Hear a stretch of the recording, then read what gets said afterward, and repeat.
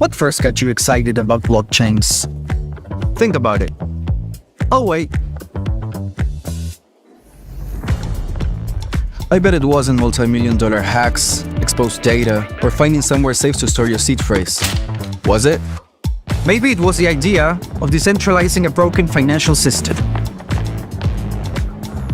Maybe it was imagining a world where people own their own data and get to sharing the value it creates. Or maybe it was the promise of a fundamentally better way of connecting, communicating, and transacting. The next phase of the internet that empowers us instead of exploiting us. So why hasn't that happened yet? Why are we still living with the same broken system that blockchains promise to fix? It's because blockchains can't keep a secret.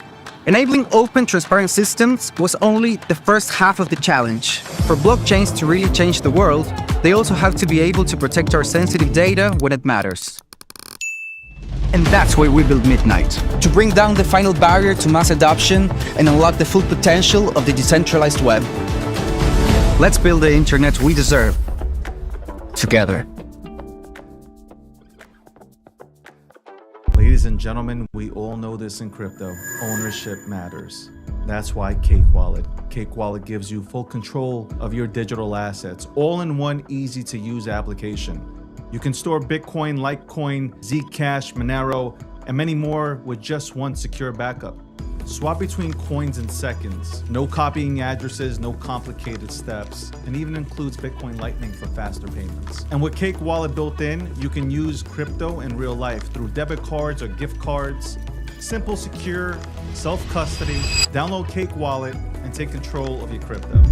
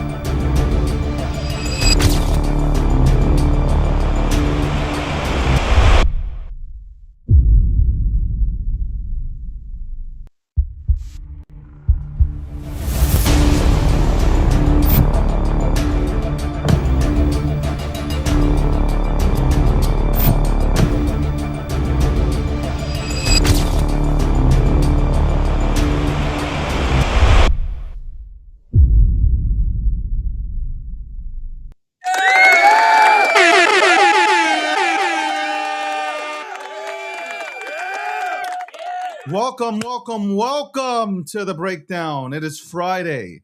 By the way, this is episode 727. It is Friday, June 12th, 2026. Markets are... I can't tell you the amount of phone calls that I've gotten from friends and family about SPACEX, man. Like, everybody right now is absolutely focused on getting into SPACEX. Some people have gotten like 65 shares, even though they attempted to buy 2,000. The conversations are crazy. People are really, retail is really trying to get into SPACEX. And I can understand it too. I can understand that people want to support Elon. People want to, even some people from Tesla have sold off some of their Tesla stock to get into or attempt to get into SPACEX. Now, I don't know if it's opened up yet for trading. I know apparently it's going to go onto the market at 165. That's what's being said and stated, 165. For me personally, I bought to show support, but I am waiting a few weeks because I know that people will sell. I'm not praying for this, but I'm just accustomed to it. And then I'm going to get in. So, and I'm talking about fully get in. So I'm waiting for that moment. I'm waiting for that moment. Anyway, we are sponsored by Midnight. By the way, Midnight went ahead. Check me out. All right, let me do this real quick. Check me out right now. Okay, I'm gonna share the screen. I'm gonna share the screen with you guys. I'm really excited because we're gonna talk about this. Okay, we're gonna hold a show about this. Midnight City is mine. I own Midnight City. That's how I'm approaching this. I own it. Okay, I own this. Watch me get kicked out. But Midnight City, check this out right now.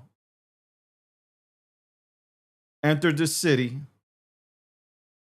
My agent. Look at me. Look at me. That's me. That is me. In a suit, black hair, handsome, one of the most handsome avatars you'll ever see in any game, in any simulation. Look how sexy I am. Look at that. Look at that. Open in sim. I am a miner and I am in the charging house right now.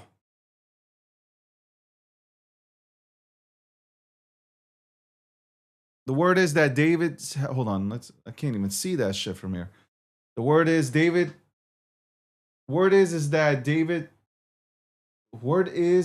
the house is just a place to sleep, David. The real action is, hold on.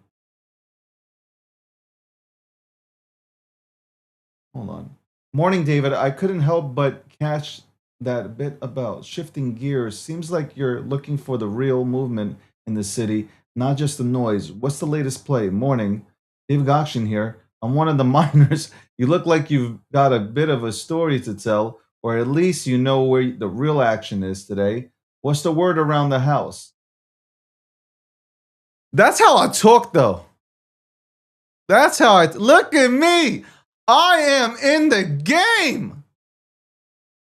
I am in the game.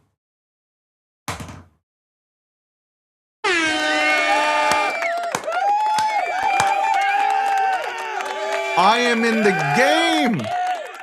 I made it in my first game. I told people, look, when I was growing up, I said I would be in a video game. Okay. One day I would be inside, my own character would be in a video game. Here I am. Mama, I made it.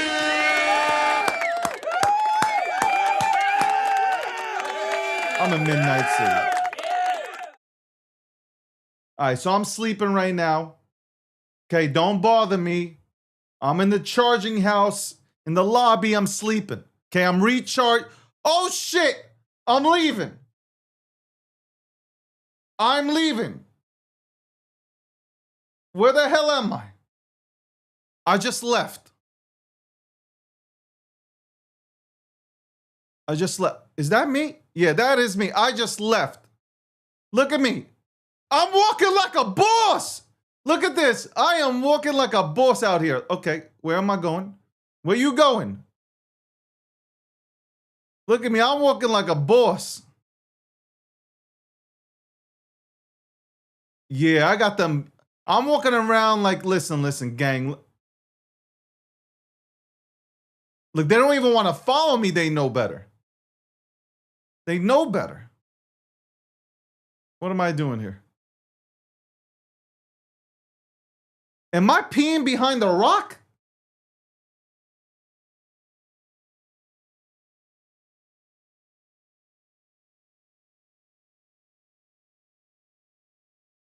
Bruh.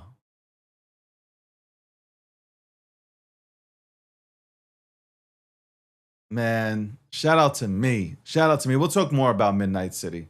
Okay, shout out to Midnight City. I'm in Midnight City. Now, my avatar is in Midnight City. That is me. Ladies and gentlemen, right there, that is me. Now, I don't know what I'm doing behind the rock. Okay, but obviously I'm a miner, so I'm mining. There, look at me. Look at me. Look at that. Look at that. Look at that. I love this. I fucking love this. Sensational. Sensational. For real. Oh my god, this is so cool. This really is cool shit though. I ain't gonna front.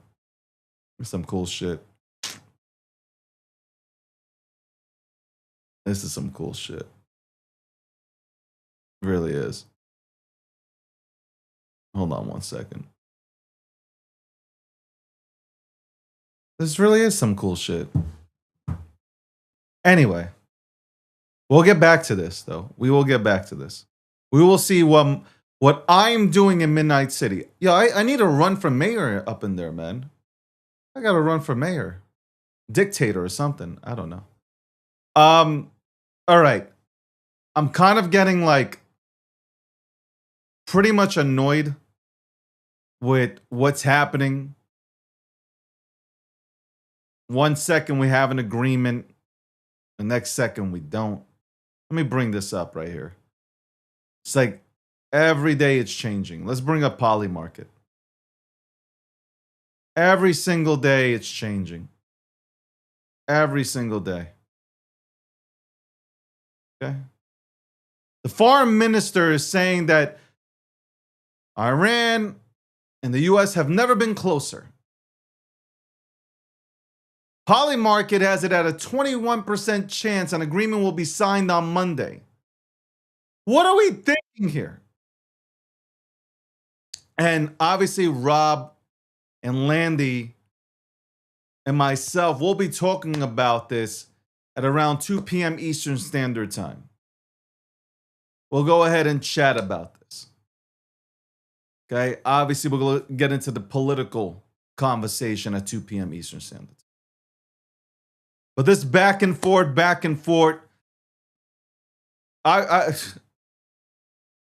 nobody knows who's leading Iran right now. Trump says a deal signed today. He tweets out like they're fucking crazy.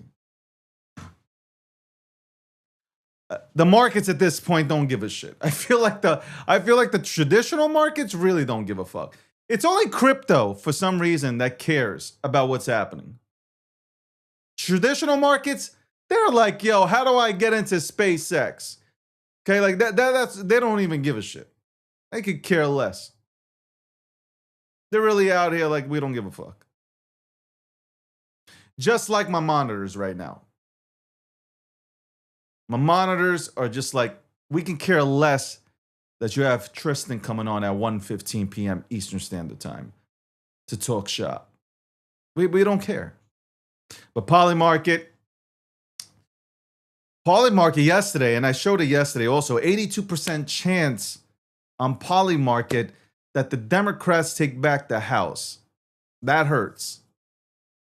I hope it doesn't happen, obviously. But, again, I've made my case this entire week as to why I believe the Democrats might go ahead and take the House, and that will be due to the fact that even though people do believe that Trump needs more time or Trump is doing a great job, free, things are going to change under us, free, different face. It's kind of like, I can use a sports analogy basically, like you lose the players, right? At some point, the coach loses the players and the coach goes, not the players, because you can't cut all the players. So you got to let go of the coach. You bring in a new voice that sparks, maybe just sparks some momentum, a shift of momentum for the team, but same old with politics. Anyway, Poly Market. You want to get instant information, you go to Poly Market. Also, this show is sponsored by Cake Wallet. Can I give a shout out to Vic, Seth, Leah? They're all out there Prague, all over the place. Bitcoin conferences, they're all over the place. I got to give them a massive shout out. Cake Wallet is, I don't know, stepped on the gas. Stepped on the gas. They're really, in a bearish market, Cake Wallet is stepping on the gas. These are the type of projects you want to be a part of. Not ones that say, oh, don't know what we're doing right now. What the hell?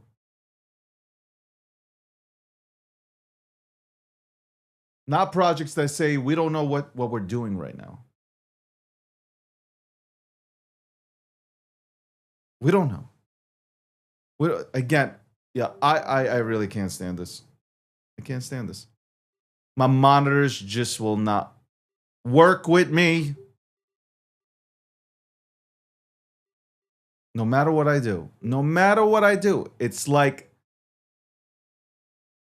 no matter what I do. No matter what I do. Anyway, Polymarket. Also, Quad Network. We'll have Dr. K on, I believe, next week, Thursday. We'll break down the network. Okay? When he comes on, we're going to break down the network so you guys understand what the network is really doing. That's going to be cool. So there you go. But obviously the biggest news today, congratulations to, by the way, I want to say congratulations to Elon. I also want to say that I called this. See, I ain't a hater. I called this a long time ago.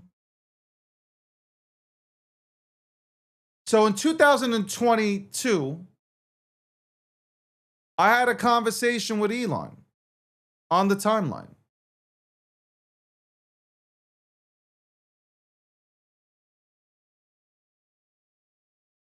I said, trillionaire sounds better. Elon replied, Dogecoin trillionaire the movie, popcorn. That sounds even better. Who's playing you? Robert Downey Jr.? And then on June 7th, I said, you know what? I spoke this into the universe. Congratulations, E. Because I'm not a hater. I wanted to see Elon become the first trillionaire. And he has become the first trillionaire on paper with the SpaceX IPO. Congratulations, Elon. You deserve it. You deserve every single cent. This is not me dick riding. I want to make this very clear. This is not me dick riding Elon. It's not. The reason why I've been a fan of Elon Musk is because a specific moment he showed you with SpaceX and Tesla at a moment where he had to pick and choose which one to go with because he couldn't afford to go with both. He bet on both and he didn't give up. All the money that he made with PayPal and whatnot, he was broke because he bet everything on SpaceX and Tesla. He was sleeping on the factory floor.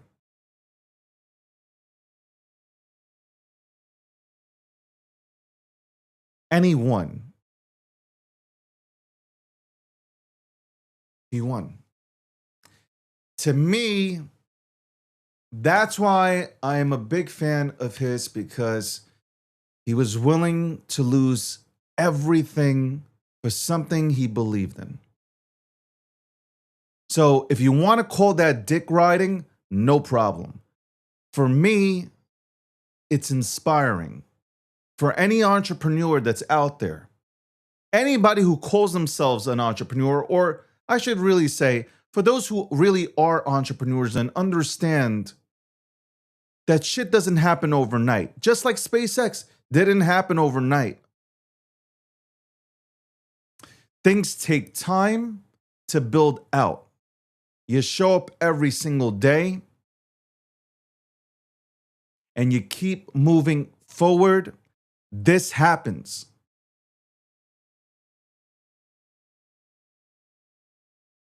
So that's why I'm a big fan. That he's consistently been willing to bet on himself and he's come away with the W. When people could not see, could not envision any of this stuff that he was building out actually working and being accepted by a crowd, by society, look at us now. Electric cars would never work. How many people are driving electric cars and how many other companies have come out?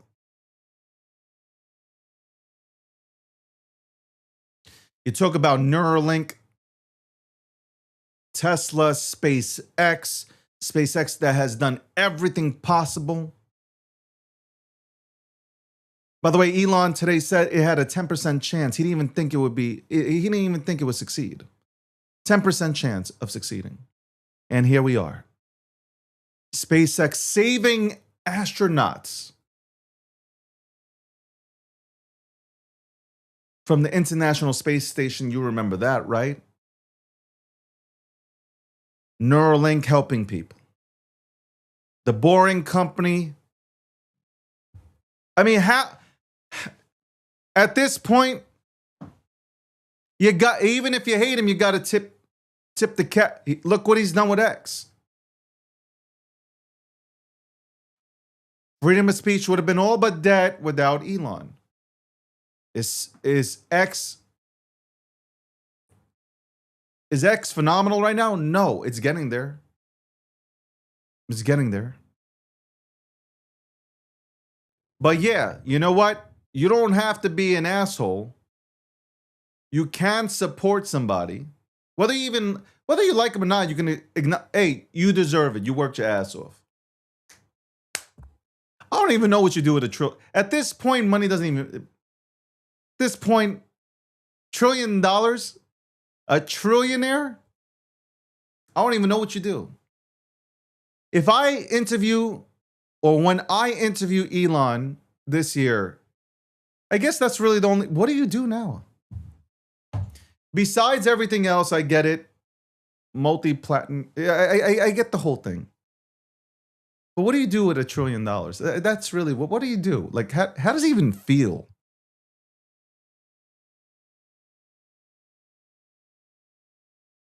It has to feel, there has to be some sort of feeling for Elon because he was dead broke because he put everything on the line for Tesla and SpaceX. So like, how does it feel, man? Trillionaire. That's amazing, bro. That is shit. I'm just trying to see some of my portfolio go back up. I'm just trying out here just to see the portfolio go back up. We've updated G Markets, by the way. G Markets has been updated. Oh my God, of course I got my fucking eyelash in my fucking eye. But G Markets has been updated. Let me go ahead and show you that.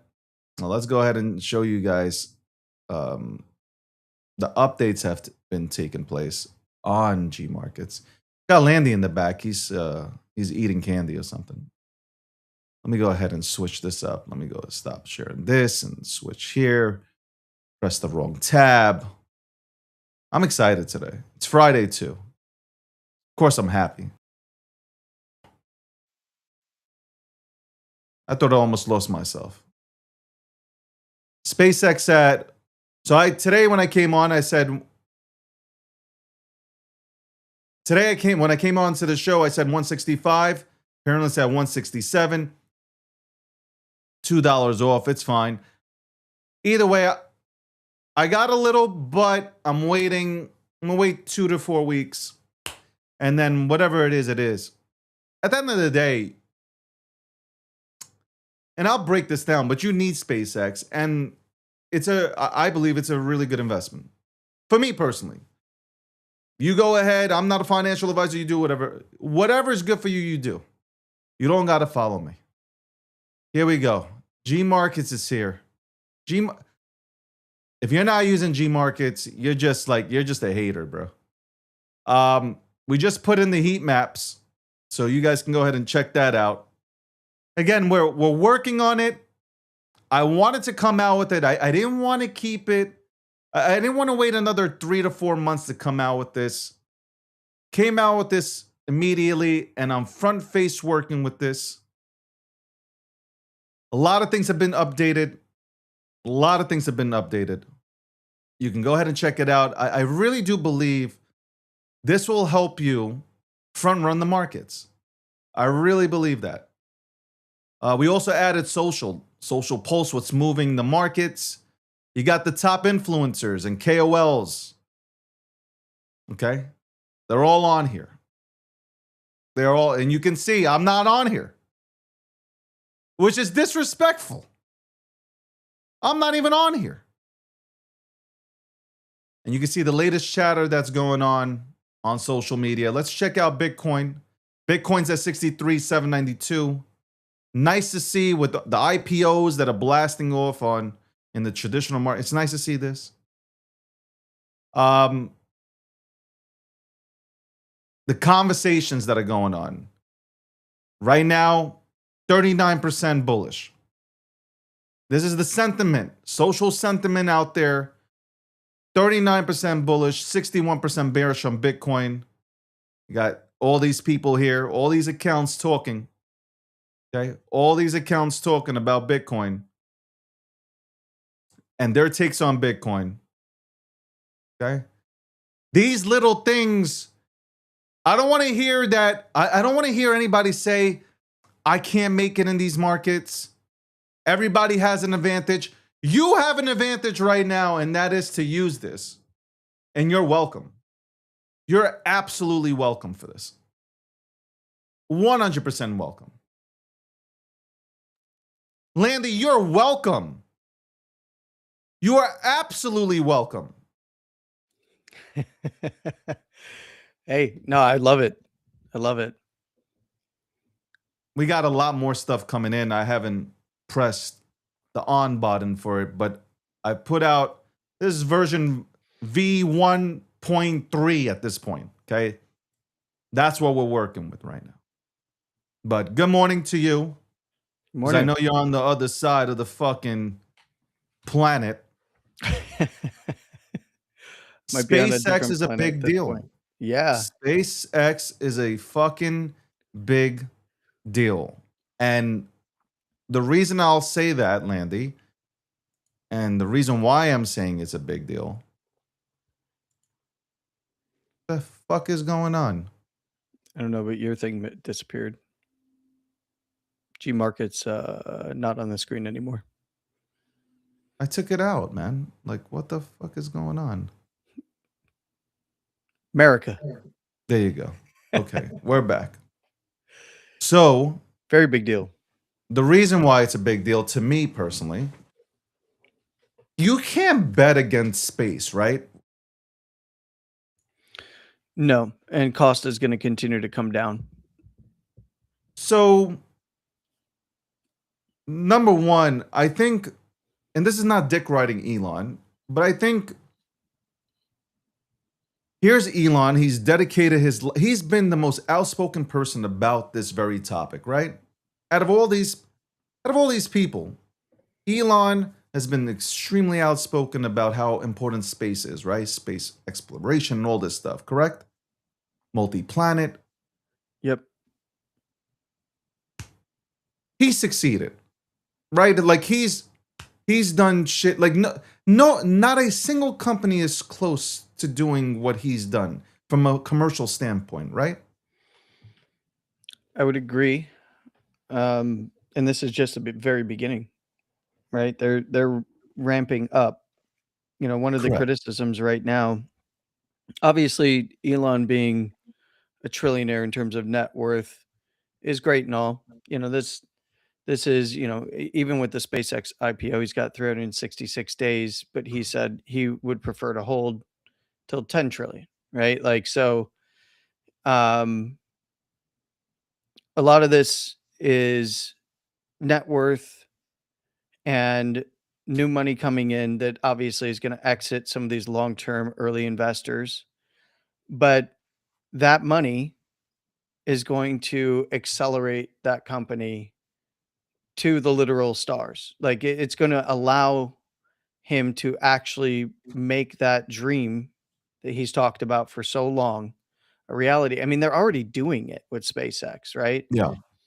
And I think this is going to be this is going to feed into the data centers in space. It's going to feed into more Starlink satellites going up. It's going to feed into going to the moon. It's going to feed into going to Mars.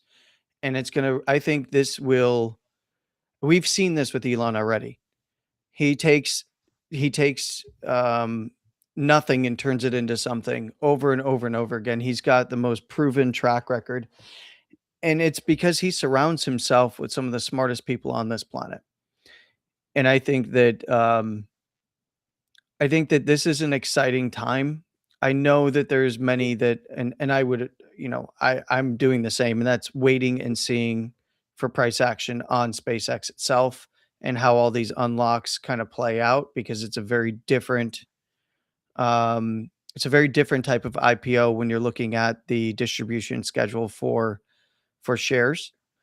Um, the Nasdaq rolled out the red carpet for him. Elon always takes care of early investors, but it's even though this is a lot of retail that's going to be coming in, especially through the Nasdaq side, and it's going to be everyone's going to have exposure through their retirements and their pensions and like all that kind of stuff through the Nasdaq side. But reality is that he he has had a ton of success, not just with the companies, but in the markets and with performance for his companies and retail investors. Made a lot of retail investors rich through Tesla, and I think that this will be another one of those. I think that give it some time for opportunity. If you are retail and you weren't able to get in and lock in shares in primary or secondary private sales, um, and I think that it's a big liquidity event, so it's a test for these markets as well.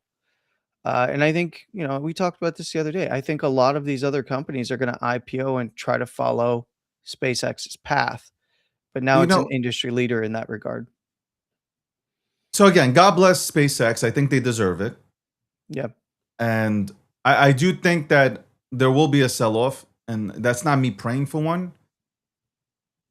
it'd be In, healthy in not a malicious way. I just there will be a sell off, for sure. and I'm waiting for that. So, and I'm gonna buy into it because I do believe within 3 to 5 years that the stock is going to go absolutely through the roof. So this is more of like a long term play than it is. It's kind of like think Tesla, right? Yeah, One of those type of it's one of those type of plays for me. It's a Tesla play. Tesla didn't, Tesla came out and didn't go parabolic immediately. So in that 3 to 6 month region is kind of when I'm going to be looking, because of the unlock schedule. yeah, But I'm going to be watching it the entire time during that. But 3 to 6 months, I am, and that's typically everybody. Nat, who you know now pretty well, um, she also has this rule. I'm moving it to kind of 3 months because I want to see what some of these bigger unlocks come up with at the 90-day region, at the 90-day mark. And also that extra kicker for price performance, 5 out of 10 days going into the quarter could unlock another 10% here shortly, coming into next month. So but I'm with you. I mean, this is long-term plays. Anybody who got in Tesla in the early days understands Yeah, that. but that's how I'm looking at it. I'm looking at it Yeah, as like, if I can compare SpaceX, and I know people are going to give me shit for it, I'm comparing SpaceX to Tesla. and I would agree. It's an Elon company. That's why I'm like comparing it, like the way like Yeah, all his shit plays out that way. even So bigger, in my opinion, even bigger because, a no, lot no, of no. us I'm not saying yeah. that. Well, I know SpaceX is bigger than Tesla. I mean, not in revs yet, but it will be, right? And what if But you get when they roll where it I'm in going. together, wait till they roll it in together, brother. Yeah. Woo. So that's what I'm saying. Like I know, like the bigger play here is SpaceX. Yes.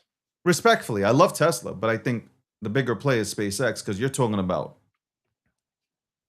you're out of the planet with this one, like pun intended. Literally. Yeah, yeah. So, and like a lot of, I think the country and the world will depend on SpaceX. I just that's how I see it. So I know people that hate Elon and are not going to touch SpaceX, but you're stupid. Like I think you're an idiot. But Those same people used to love him. exactly. Oh, can't do it. He likes Trump. What Yep. the fuck do I care about somebody's relationship? Where if you're in the markets, if you are in the markets, you don't give a shit about relationships here.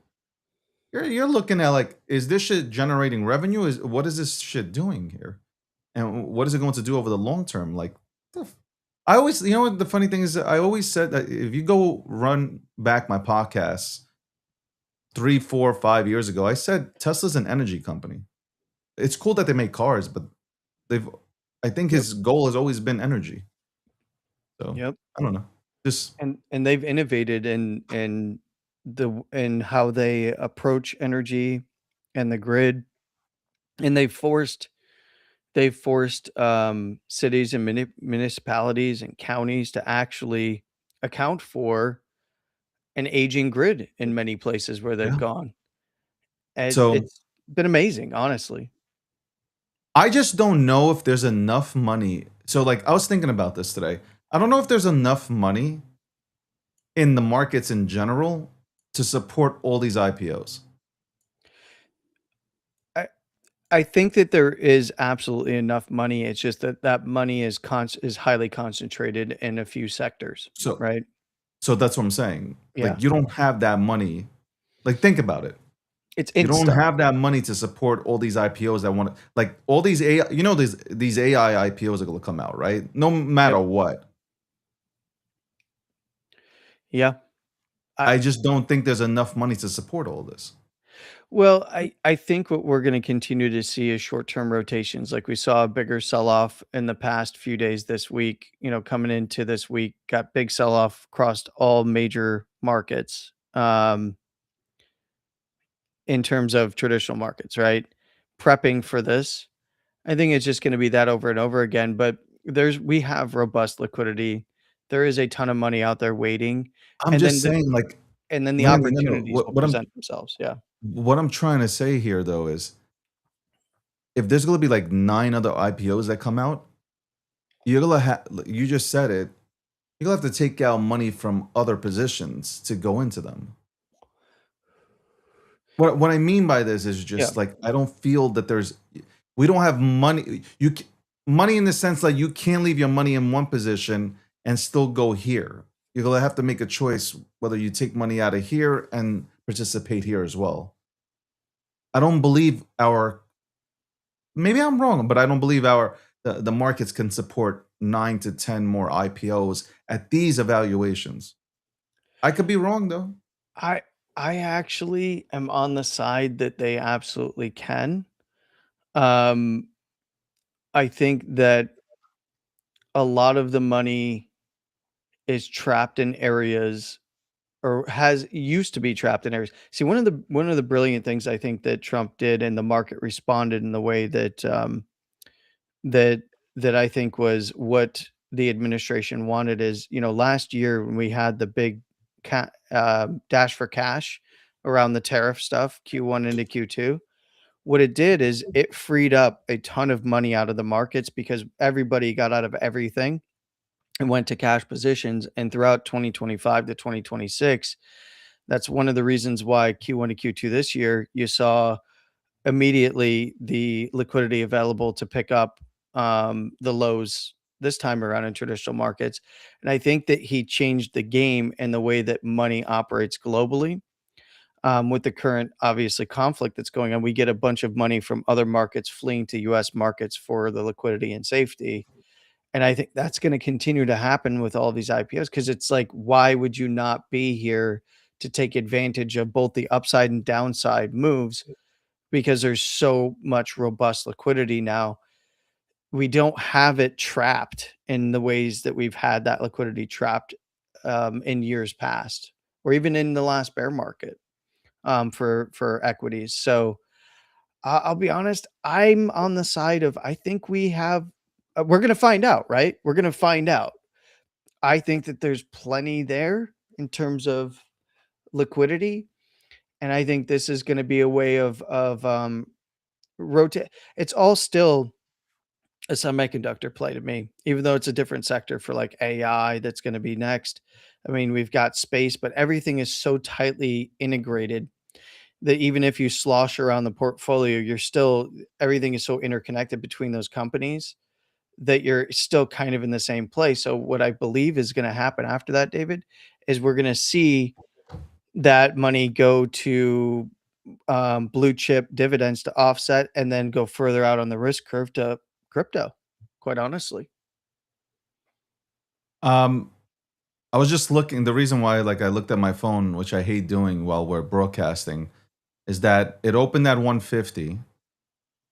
Well, yeah, it gapped up on your charts. You're Yeah, going to see it gapped up to 150. and that's it. It was, IPO and is then it went to 135. 165, Yeah, probably 167, as you stated. Also, I want to know where it is. Let me see I where it got is it right right here. now. You have I it? got it on the Let's chart. go ahead Yep. and open it up. Yeah. I We think I'm got. sharing. Yeah, I've got it up I on, don't. on the minute chart Oh, let me here. see. Hold on one second. Let me just put you There we in go. here. There we go. All right. SpaceX, everybody. Everybody would like, let me go ahead and retweet for those that are not. I'm sure everybody's watching. By the way, we'll be back on TikTok on Monday. Apparently, I got 11 more hours to serve here. Fucking crazy, bro. Wild. Yeah, so we're up Wild. 24% over IPO at 135. Opened on the index at about 150, even like you said. And now it did come back down to 155, and now it's bouncing back to 168, 170. I'm looking at, coming into next week, we have options opening on Tuesday as well. Yeah. So that was just announced from CBOE. And I could see this, I could see this running to 200 and possibly even above very, very easily before we see any type of concerted downside Yeah, but pressure. does it happen today? It could have Oh, I happened don't like know. that doesn't. I'm like looking at this right now. You know what it is? I think some of the new investors, which come from obviously, like I'm talking about crypto, right? Because people are like, some people in crypto, are like I'm gonna get into SpaceX, right? I think some of these people expect these charts, to move like they're shit coins. Yeah. You know I, what I'm talking about? Like yeah. Yeah. a blast, like, right? And Yeah. I'm like, y'all are Look, crazy, man. Y'all are really crazy. By the way, Elon owns 50% of. I think Elon has 50%, correct? of the shares, I gotta look this up. I have a spreadsheet somewhere with everything on it. It's in various folders though. Hold on a second here. So while you're looking that up, one of the things that I'm looking at here, if you want to take a look at that, David, is if we do break out and start going for it, even in the lower term timeframes. This is literally a 1 minute chart for folks that are watching. I'm looking 175 to 185 very easily on a next leg up. On the more extreme side, getting into the 190 to 200 area. And that is if it continues on a breakout. More near term, if we're going to take the open, even on the low side, if it breaks out, I'd be looking, yeah, 175, 180, You think that's pretty today? easy. I don't know. I'm just watching. Like I go into IPOs like this. I'm not in this, by the way, in terms of the listing. I have no trades on this. I didn't get in and buy. Um, I have exposure already, so I'm more just waiting to see if the performance stuff hits for the extra 10% unlock for shares. And then even after the unlock, then it's about deliverables and getting the delivered shares. Some people are taking it, some people aren't. They're just going to let it ride. They'll grab it later. There's different tiers for unlocks for investors. There's all kinds of stuff. There's 7% after that.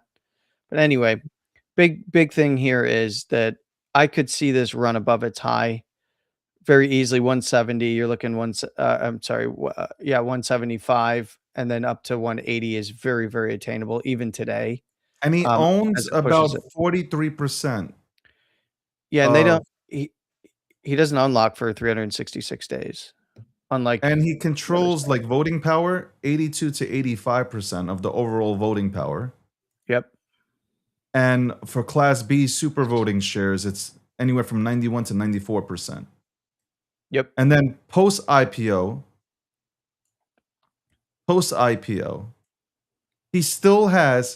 he also holds stock options in some reports, Mhm. which analysts mention that that's around 350 million options, which could increase his stake further upon exercise.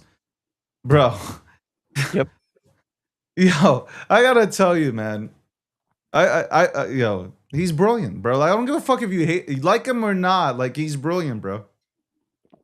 He But is. he deserves this, man. This has been in the making for like over a decade, man. It's not like it just came about.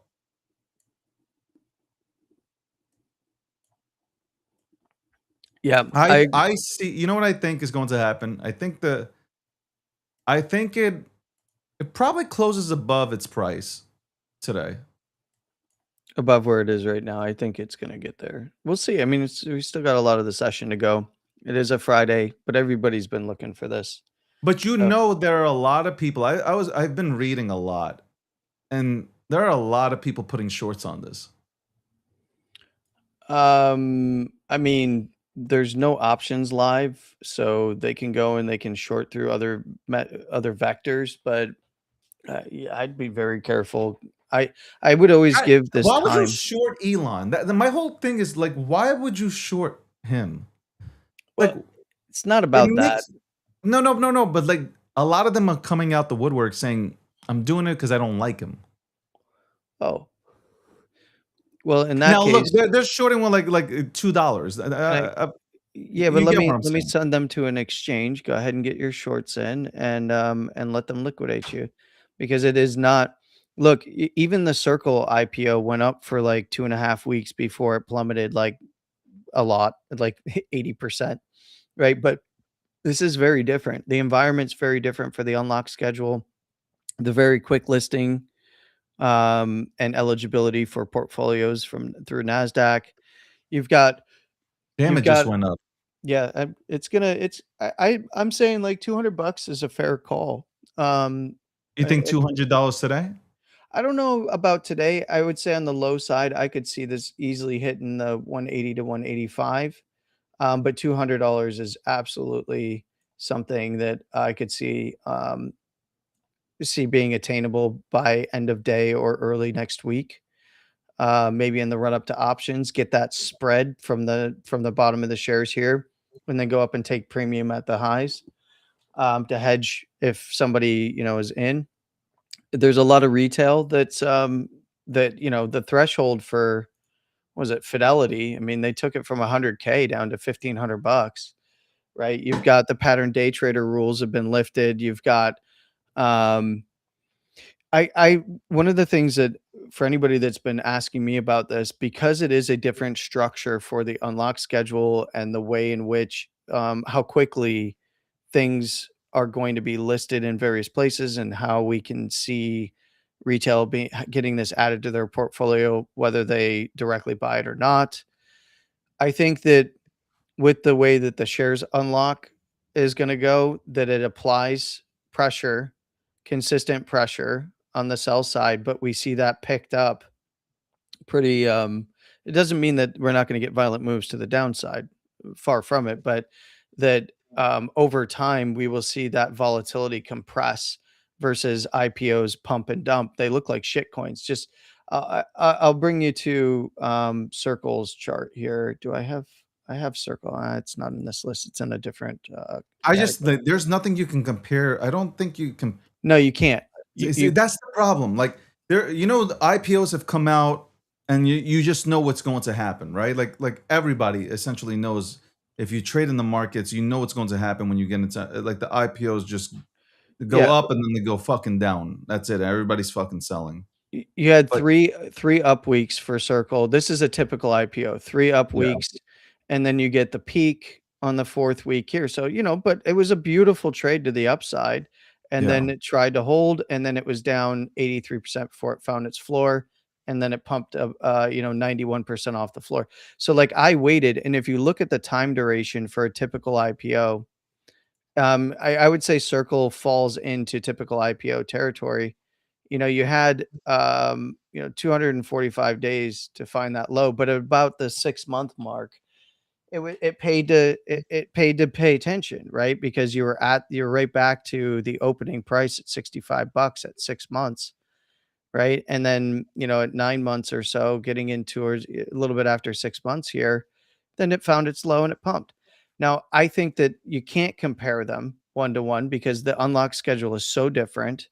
The fast listings having options so soon on Tuesday. This is a very different environment. So I'm waiting and seeing. I have exposure myself outside of any kind of position taken in the market on launch here. I think anybody else who has exposure is just going to sit and wait and watch. And for anybody that's looking to get in, you're taking, money can be made to the upside and the downside in the near term, but it is so different. It's a different animal. We've never seen anything like this type of an IPO launch that we should just, pay attention, have it on your chart, save it, and then just watch and wait for opportunity to present itself when it does eventually come down.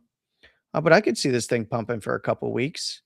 Absolutely no problem. I could see this pumping for a couple weeks. And in fact, on that high, we came in at 172 on the minute chart here, but this is it's a different beast, man. It's a game changer in the way that this was done. I know that people are looking at it going, well, the revenue model and the this and the that, and they're hand wringing over the float and like all that kind of stuff. Man, I everybody in the world is looking at SpaceX and this IPO launch, and everyone in the world understands who Elon is and the type of companies that he builds. So wait and see. I mean, look at the buyback even off of 166 and a half, 166.70. Like just beautiful stuff. I'm excited to watch this play out. I'm going to pay attention, even closer attention 3 to 6 months from now. And by the way, anybody who knows the unlock schedule, you know why. So, but I think this is going to I think this is going to be a game changer for markets in general going forward, David. Like for real. Like there's some people that are trying to poo-poo it, and I think that this is going to be an absolute game changer for markets for the very long term. If for nothing else, I'm the looking next right couple now. of Like years. I am literally looking. This is man.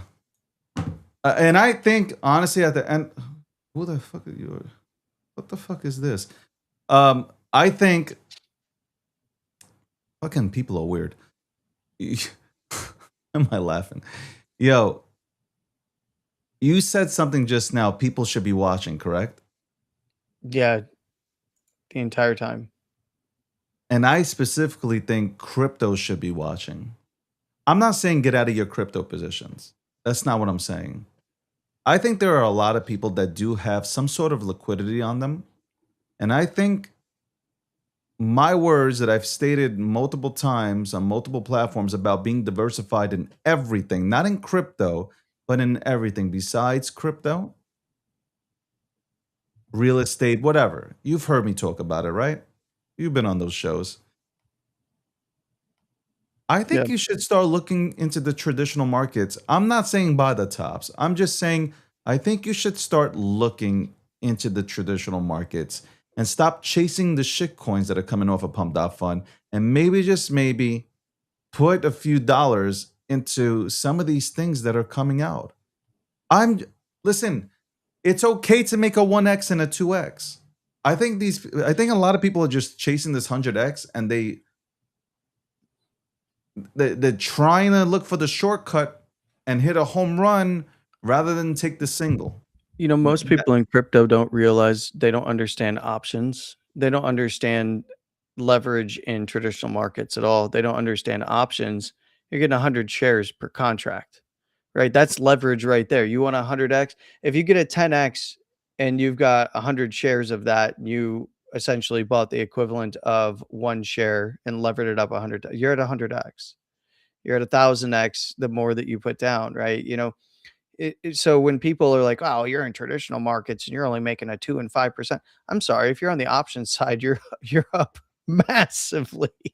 And then there's a million different strategies that you can play with options if you understand the Greeks, where you can hedge against positions, you can bracket ranges, you can do all kinds of really awesome stuff that we don't have robust liquidity for in the crypto markets. Everybody's like, well, the perps, the perps, the perps. I can 100x, I can 1000x, I can do whatever over here. Guess what? You can get leverage in traditional markets and it's easier than ever, especially now that the pattern day trader rules have been lifted.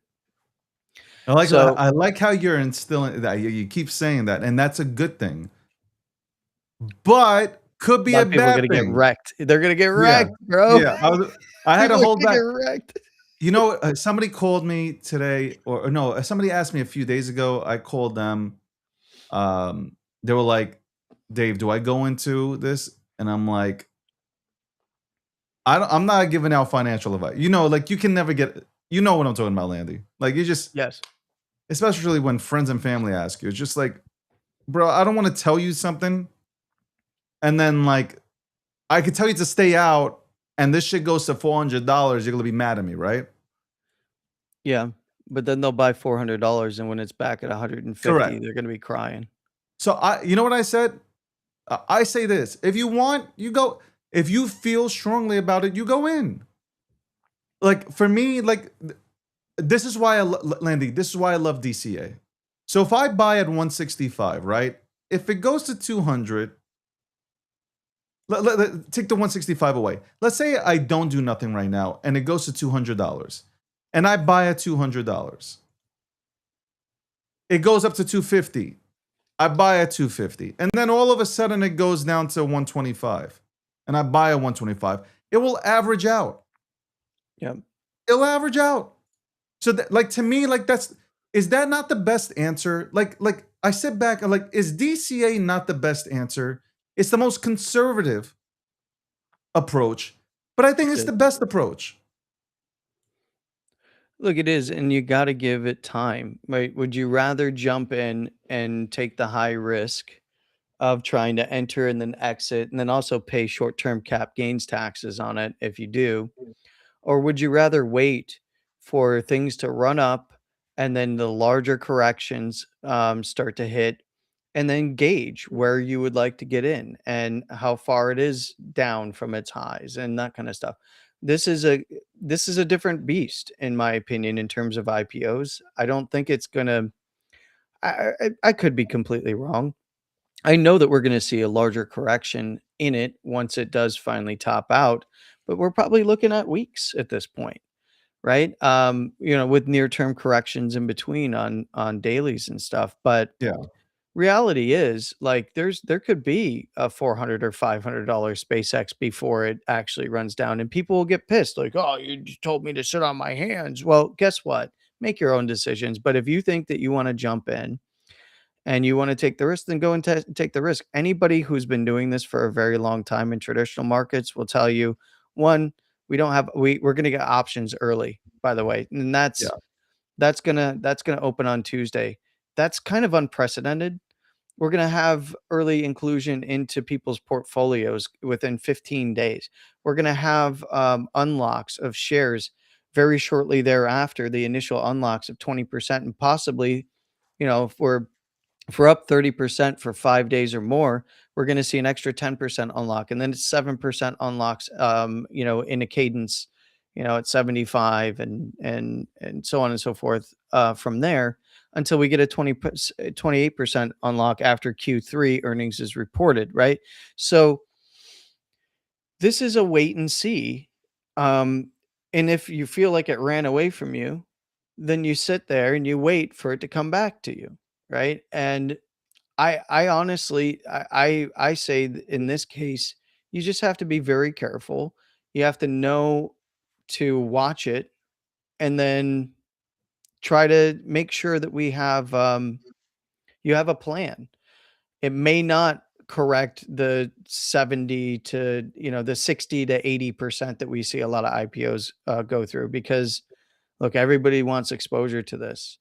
And if you look at Tesla itself just as a model, I was bringing this up because I was a fairly early Tesla investor, and just looking at it on the monthly here, because we got to go back many years now. Um, if you go all the way back in history, you had the big run up on the monthly in June of 2010, the big sell off, and we had a new low. So we had a high of $2 and a low of $1. Right? That's a massive, by the way, that's a massive sell-off. Um, we had a 50% sell-off. That was Tesla. But guess what? If you weren't paying attention, you missed the 143% gain just a little while later. And remember, all the way through 13 into 13 into the Q1 to Q2 area, you got this higher lows all the way and then the explosion upwards. So I'm giving it 3 months to 6 months before I really start picking up shares in earnest on the open market. Yeah. So, and if anything changes and I see opportunity before then, I will adjust as the market adjusts. But look, track record, we know what it is. It's a beautiful thing. And also Tesla and a big consolidation on longer term timeframes. Can you imagine when this eventually, and by the way, big uptrend here, but a compression at the highs, if this doesn't go down and it chooses the upside or holds this downside around 200, the 200 area on the low side, or even the structure all the way down to 130 to 150 area, 160. Can you imagine Tesla just rocketing to a grand? And right, we've had all kinds of splits Do too. you want to hear me here? I want to see Tesla go backwards. I'm actually praying for it. Brother, Selfishly. I could see this. I could see this, on the low side, if it starts to break below 200, which is this lower area here, then I could see it breaking back to the lows. Then you're looking 150, maybe under. But realistically, if it holds anywhere above the $200 range, this is destined for much, much higher. No, And just that's what I'm think saying. about it, the inclusion. Give me 215. Yeah. Like I'm good with that, and then send it to Valhalla. Send it, merge the companies together, SpaceX and No, Tesla. because I know that's what what's gonna happen. I believe so. They're gonna merge. They're gonna merge. 100%. That's what I'm waiting for. Yeah. But I want to have like this is what I've been saying. Like, what have I not been saying on this on the show with you this entire time? Like if I'm anybody right now, I'm going into Tesla. Yep. Like you want to do like you want to play this smart. Look, you could do two things. One, you could do nothing. You could do nothing. That Mhm. sometimes is the best option, is to do nothing. Yeah. Because like right now, people have FOMO for SpaceX, right? Like we're Yeah. talking about SpaceX right now on the show, so you know that it's a big fucking topic. Yep. So the best thing you can do is do nothing. Especially if you're in crypto. I'll give you examples. How many things go up and then they go right down? I'm not gonna compare SpaceX to anything in crypto. I'm not gonna do that. Yeah. I would I'm just hesitate to do giving you that. a picture of what happens or what could happen. Best thing some of you guys can do is just sit back, wait 3 to 4 weeks. Hit my 175. It hit 175 just now. Yeah, it ticked probably 176, 175.50 on this most recent high. It's probably gonna go to. Yeah, I probably am going to be in agreement with you. It's probably gonna go to 200, and I'm hoping that people start taking profit. You know, I hope that there's a lot of people making money right now on the way The up janitor and enjoy the retired. The ride. janitor retired. But I'm sitting on my hands and waiting. Like I said, I there's people who feel like they can't afford to wait. But I think that even if I don't believe in getting into FOBO. Landy, Um, even if I have to buy this at $500 per share, I'm okay with it. yeah, I mean, for me personally, it's time duration. For risk, it's not about the company. As a trader, I'm staying out of it right now. If this short side opens up and I see opportunity there, 180 just came on the board as a potential target. 180. Um, yeah, but not yet. As a target, as a next kind of upside area that I'd be watching. Um, but I have no problem sitting on my hands and waiting for this to present opportunity in some sort of a much larger, longer time frame correction on the weeklies and maybe even the monthlies. But as it stands right now, just let it ride. Watch what it does. You're probably going to have exposure to it anyway if you have any kind of portfolio in the markets. So I Bro, wouldn't I'm gonna worry tell about you it right too now, much. there are a lot of people not getting apparently the allocations for SpaceX. Well, you're not going to get deliverables. Well, I mean, you're talking about. Um, I mean, look, So like Bybit, right? For instance, no, no, announces due to X stocks inability to deliver the underlying asset, no yeah. SpaceX allocations were received. As a result, subscription users will not receive SpaceX allocations. Yeah, none of them will. I don't know why people thought that they would right off the bat. You need these unlocks to happen. They need to get the shares delivered. They're not going to get the shares delivered. We already knew this, but yet people are still going and betting on crypto side tickers that have no deliverables. I'm It's been known for a couple But you weeks. know what? A lot, forget about even that on the crypto side. There have been people that like ordered like 2,000 shares and only got 65. Like Well, I've because been of the unlocks, yeah. correct. I've been seeing this like on the timeline, people screenshotting it. I think they just don't understand how any of it works, No, and they don't. especially if they come from the crypto side. And there's people on the crypto side that have been taking advantage. I'm not saying the specific ones that we just talked about for a second ago, but there's a lot of people taking advantage of those in crypto who know very little, and they're making a ticker, they're calling it that. There's no promise of underlying shares, but they're acting like they're going to. Um, so basically, they're being opportunist and kind of scamming people out of liquidity. But look, one of the things, and I know we've got somebody coming on here in just a moment, so I'm gonna wrap this thought up. But one of the things that I think Elon is building is it's the company of companies with SpaceX. So I think Tesla is going to be in there, and then you have end to end because SpaceX will be exposed to every different industry. You mentioned the boring company, you've got energy, you've got data centers, you've got space, you've got robotics, you've got very tech sector focused, right? But it's also the underlying play being energy, and energy is everything, right? And then you've got, more and more and more will be added to this company as they diversify just the company's holdings and the associated businesses that they are attached to. So you'll have this company of companies that covers all of these different sectors, which actually lowers the risk of a SpaceX over the long term because it's the business of businesses is so diversified in and of itself. And Yeah. I think that he's going to keep doing that. I think it's beautiful. I think it's a beautiful way to build. I'm bullish on the very long term. I'm going to watch how the short term goes. But for anybody that's looking and getting FOMO, you can afford to wait. And that can save you a lot of heartache, especially if you're looking to just FOMO. You can afford to wait and watch. We'll be back with Landy later on 2 p.m. Eastern Standard Time. Rob Nelson will be on.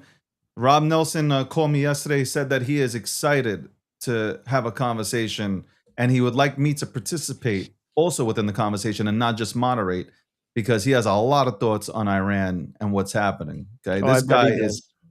he is stuck on Iran, bro. He is Yeah. absolutely. I got him his Jesus. Ayatollah outfit. So You send it to him. Rob's gonna become their new supreme leader. Got him the G Media edition. Anyway. Thanks, David. We'll be right back after this break. Landy, we'll see you at 2. Yes, sir. At 1:15 p.m., we are on in the next 2 minutes. Tristan Thompson will be on here, and we'll be talking about crypto. We'll talk about some sports. We'll ask him about the Knicks and what he thinks. He was a part of a team that came back 3-1, so it'll be interesting to go ahead and talk to him. Landy, I'll see you at 2.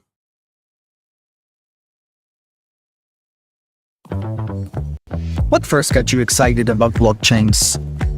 Think about it. Oh wait. I bet it wasn't multi-million-dollar hacks, exposed data, or finding somewhere safe to store your seed phrase. Was it? Maybe it was the idea of decentralizing a broken financial system. Maybe it was imagining a world where people own their own data and get to sharing the value it creates. Or maybe it was the promise of a fundamentally better way of connecting, communicating, and transacting. The next phase of the internet that empowers us instead of exploiting us. So why hasn't that happened yet? Why are we still living with the same broken system that blockchains promise to fix? It's because blockchains can't keep a secret. Enabling open, transparent systems was only the first half of the challenge. For blockchains to really change the world, they also have to be able to protect our sensitive data when it matters. And that's why we build Midnight, to bring down the final barrier to mass adoption and unlock the full potential of the decentralized web. Let's build the internet we deserve, together. Ladies and gentlemen, we all know this in crypto. Ownership matters. That's why Cake Wallet. Cake Wallet gives you full control of your digital assets, all in one easy-to-use application. You can store Bitcoin, Litecoin, Zcash, Monero, and many more with just one secure backup. Swap between coins in seconds. No copying addresses, no complicated steps, and even includes Bitcoin Lightning for faster payments. And with Cake Wallet built in, you can use crypto in real life through debit cards or gift cards. Simple, secure, self-custody. Download Cake Wallet and take control of your crypto.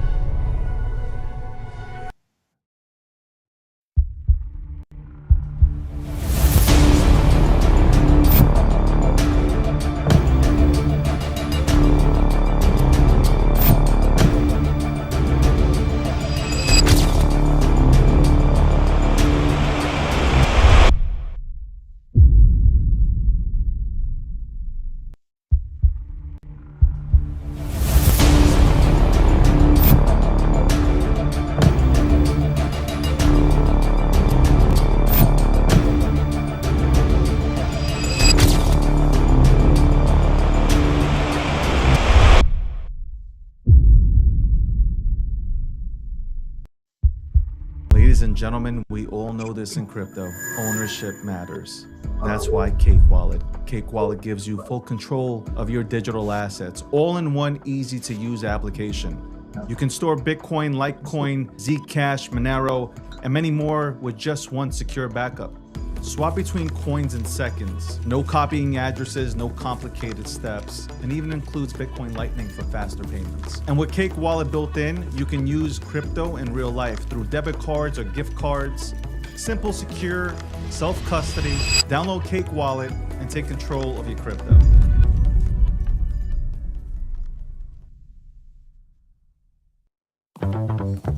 What first got you excited about blockchains?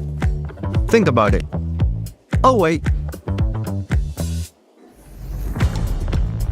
I bet it wasn't multi-million-dollar hacks, exposed data, or finding somewhere safe to store your seed phrase. Was it? Maybe it was the idea of decentralizing a broken financial system. Maybe it was imagining a world where people own their own data and get to sharing the value it creates. Or maybe it was the promise of a fundamentally better way of connecting, communicating, and transacting. The next phase of the internet that empowers us instead of exploiting us. So why hasn't that happened yet? Why are we still living with the same broken system that blockchains promise to fix? It's because blockchains can't keep a secret. Enabling open, transparent systems was only the first half of the challenge. For blockchains to really change the world, they also have to be able to protect our sensitive data when it matters. And that's why we built Midnight, to bring down the final barrier to mass adoption and unlock the full potential of the decentralized web. Let's build the internet we deserve, together.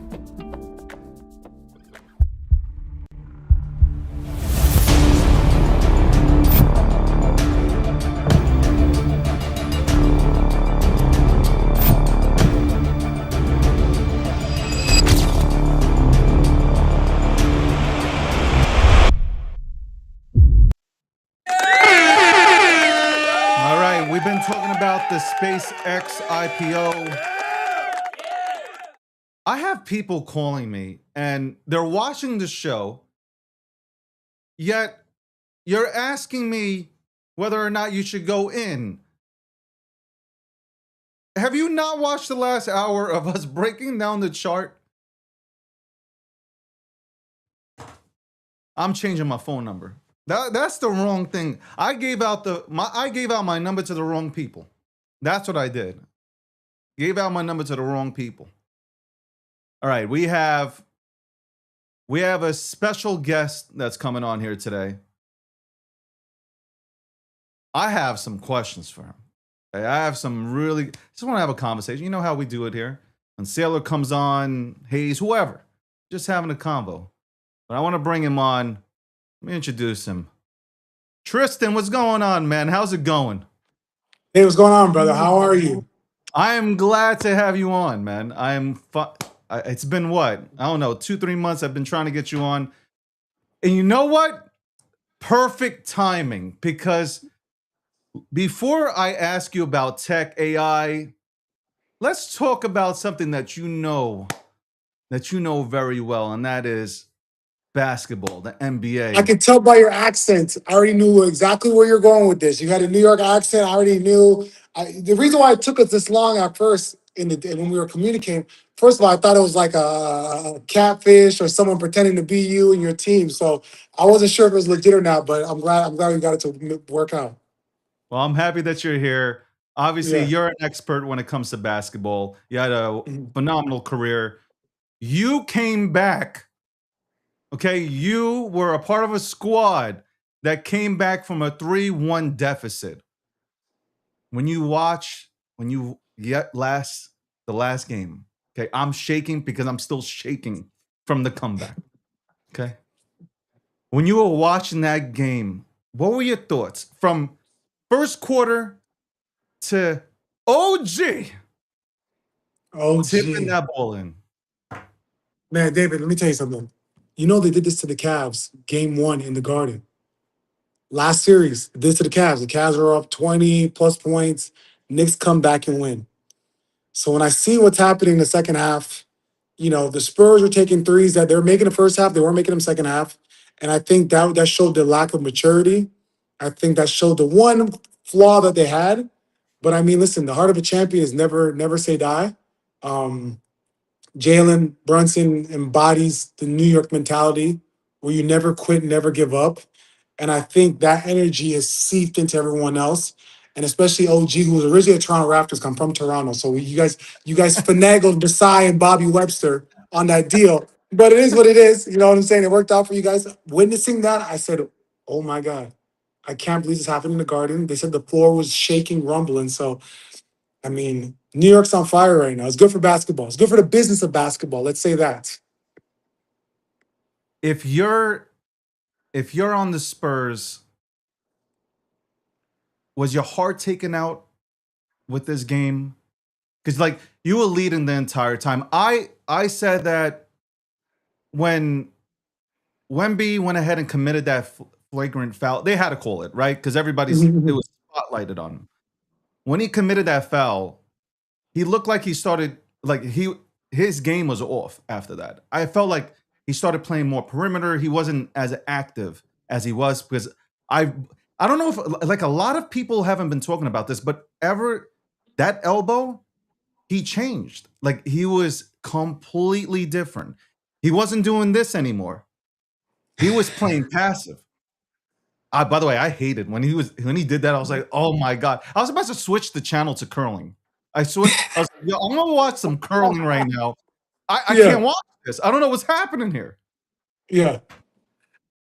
I think he hit the net, right? I think he said it was during the more jump shots. I think he feared, and I think the way the Spurs played was like play not to lose. We're supposed to play to win the game. Yeah. And you could tell by the way they were playing Wimby. Wimby's the head of the snake, right? If you start shooting jumpers and getting cute with it, your teammates are gonna follow suit. So for him, with the advantage, he should be always in the paint. He should be living in the paint. And from the great Knicks big man, the Pat Ewing, Bernard King, it goes down, grandmama. You got to own that paint, especially in the playoffs and in the finals where stuff like that matters. Every possession counts.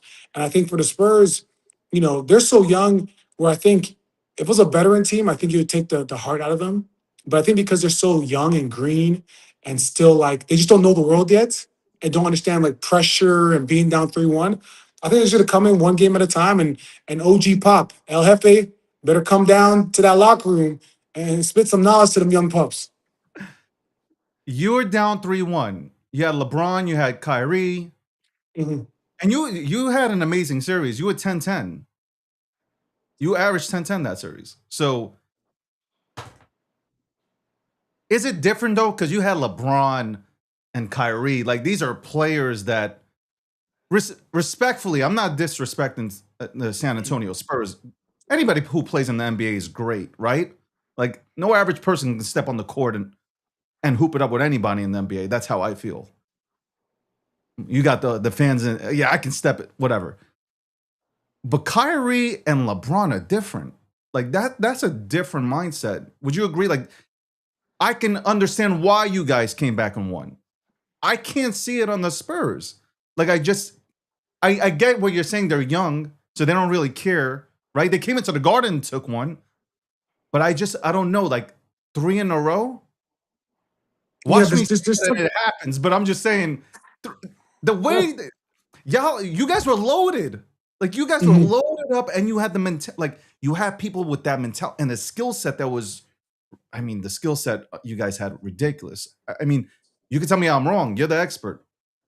No, I think you're right. I think it's with LeBron and Kyrie, it was a legacy moment, right? And I think it's great that we're on the show today because I think there's a lot of legacy moments that are going on today in the world, right? So I think for like you said, I think when you look at that Cavs team that we had, this was LeBron's part of LeBron's legacy. I think this championship is what took him to the next level in terms of the GOAT. So he had more on the line than anyone could ever have on the line down 3-1, even compared to the Spurs team, right? At the end of the day, the Spurs team is super young. And like what most people say, hey, if Wemby falls short, he'll be back. He'll be in another finals at some point. For LeBron, being down 3-1, back in Cleveland, was in Miami. This is one of these legacy moments where, like, when you read that chapter book, you got to come back and make it happen. Kyrie, you got to make it happen, number one pick. So it's definitely two different in terms of what's at stake is totally different. But just me selfishly, because I'm the only team that came back from 3-1, I want to be the only team that ever came back from 3-1 for a long time. So as long as I'm on planet Earth, I would like to be the only person that came back from 3-1. That was amazing, by the way. You guys were super focused. Who do you think wins?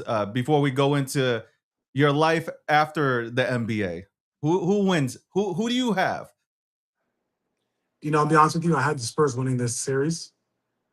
But if I'm a betting man, and I don't go to casino much, but if I do go and the chips on the table right now, you got to take the Knicks. And I say Knicks in 6. I think the Spurs got too much pride. They'll take care of business at home, back against the wall. They owe it to their fans because they lost the first 2 games at home. They'll win game 5, and then the Knicks will close down in game 6. And what's a better way for the NBA to close a chapter on the season? The business is based in New York. New York hasn't won in 53 years. You win at the Garden. Outside goes nuts. I can't wait to see the videos of them going crazy. The fans outside. I love it. I love it. So I Knicks in 6 at the crib. Last question, because look, I got one of the dominant forces here on the show. What do you think about the refereeing? Because I feel like I've watched the Knicks and I'm like, okay, I get it. I've seen some of these calls, but you gotta play. Like, you gotta play through this. You can't stop and continue to bitch about the calls. We see it. Like, as fans, we see what's happening. We can be biased too when we see certain things, but you gotta keep playing. What are your thoughts on the officiating? I don't know if you're gonna get fined for this. You retired. No. No, what I'll say is this. No, you're right. I think it's the finals. It's the last 2 teams standing. It's like we're in the Roman Coliseum. Hold that whistle. I don't want a referee to determine the game. You got to play through it. You got to play through calls. You got to be tough. You got to be physical. That's what we want to see in the finals. We don't want to see a game being won at the free throw line and teams being in the bonus and getting free throws to win the game. We don't want to see that. So, if you're going to go up strong, go up prepared to get fouled and finish through contact. And that's what we said in our locker room. We're we're going to play on the road. We don't expect the call. It's going to be on the court. It's going to be 8-on-5. And in that arena in Oracle, it's going to be 16,000 against us. So go up there. Don't expect no calls. And I love the refereeing right now. Bite your whistle. I don't want to hear no calls. This is a man's game right now. All the boys are in Cancun and in San Tropez and Mykonos. The men are the ones that are still playing. Everybody wanted to experience the 90s. Well, you're getting it. So stop crying about it. That's all I'm saying. All right. I agree. Who was the person who told you to get into crypto? Are you mad at them? Or are you happy with your... And I say that I'm being facetious because, you know how crypto is. It could be great and then it could be toxic. But how did you get in? Who said I got hey, let me check this out? Yeah, no, I got in crypto about 2.5, 3 years ago. A buddy of mine. It actually started with him buying a meme coin. A friend of ours, when we were doing event planning, and we did something called NFT NYC with Dolce and Gabbana. And that's kind of the first welcoming to blockchain technology in the crypto world. Never really got into it. Traditional art guy, looking back behind me, this is Muhammad Ali. This is an art piece on the wall. It's not I was an about to NFT. say so. I was about to say something about that. I was like, yo, I'll say it at the end of the show. That's a dope. Yeah. That's dope. Yeah. So I've always been about the traditional art pieces. So I never really got into NFTs. But then after our same buddy that kind of brought us that opportunity said, open a Phantom wallet, take $1,000 and go buy this token, go buy this meme called Book a Meme. So my buddy goes to dinner with his wife, comes back home, he's up 50,000. So he's losing. He's like, how's this possible? He's calling me saying I'm up 50 grand. I'm like, how? I'm like, what did you do? I'm like, what kind of scam did you just pull, man? What you up to? So no, then he's like, no, for real. Then he starts going on crypto Twitter, and he's not sleeping for 3 days. He's got bags under his eyes. He's got boogers. His breath is probably hot. So I'm like, okay, man, I got to understand this because if a guy that I'm close with is turning $1,000 to 50 grand, I got to understand what's going on. I've always been the guy that loves finance, loves money, understands it because we come from especially myself, I come from an area where money's hard to get. It's hard to make money. It's hard to put yourself in a position of power to generate wealth. So seeing that, and I understand there's another vertical in this world in the finance industry that's not being talked about in America, regardless of who's in the administration or not, is an opportunity. So for me, it's like, let me dive in and understand this more. And like, anyone in crypto, once you get down that spiral and get in that black hole, you become obsessed and you love it because it's so in such a rookie stage. The best way is it's like a rookie in the NBA, especially in America. But you realize when you're in Asia and Europe, how much, adoption, how much further ahead. But for me, it's like it's an opportunity to be one of the early people that have a face that people know, that people can recognize, that don't have to live behind an NFT, that actually could talk about what the future of finance should look like on North American soil. So that's how I got in. Are you big on AI right now? Of course, definitely bullish on AI. But I think for me, I'm bullish on AI, but I'm actually more bullish on humans right now. And and Explain and that. here and here's why. I think AI is done, and I remember being at Hill and Valley, and Sham, the CTO or CEO of Palantir. I don't, I want to misinterpret the guy's label because he's such a great individual. But he said, we should use AI as a vertical to help enhance our mind, our capability, our creativity as human beings, not a crutch, something to lean on, right? Because I think that's the whole stereotype right now. If you ask your aunts and uncles that are not in the tech world, right? They don't like AI. They're like, it's gonna take my job. It's gonna do this, do that. And what I say to people, I say, hey, no, use this as an opportunity for you to become better at what you're doing, or even more so, be able to use AI as a great assistant or a great Robin, so you could be Batman to attack bigger tasks. The great example I use is the farming industry. Using AI robotics, I think that can help the farming industry a lot in terms of less labor and manpower on the fields, and using more robotics and drones and robotics for that to run that labor side. And now for us, the farmers as a business owner, pay attention to how to make that side of the business better. Because that's the one thing. If you talk to farmers, the one area they're like, you know, the margins are not great, right? They're not making as much as they would love to, right? But I feel like using AI technology, that can help you focus on the business aspect and be better at it. So that's why I'm always saying for humans, I'm longing humans right now to force us to become more open your brain. The same way where, when they built the pyramids, people are like, it was aliens. I'm like, no, it's just humans. But back then, humans didn't have crutches. We had to depend on each other to really open our mind, right? Create this legacy for ourselves. So that's what I'm really bullish on right now. But obviously AI has been a great tool for all of us. It's made all of our lives easier, but we don't depend on it. I agree with that. I use it as a personal assistant. I didn't make Mm, AI my personality. I think a lot of people try to do that. They make AI their personality. They get frustrated. They're out. For those who mhm. stay in, I think obviously they'll see success. I think AI's been a phenomenal tool.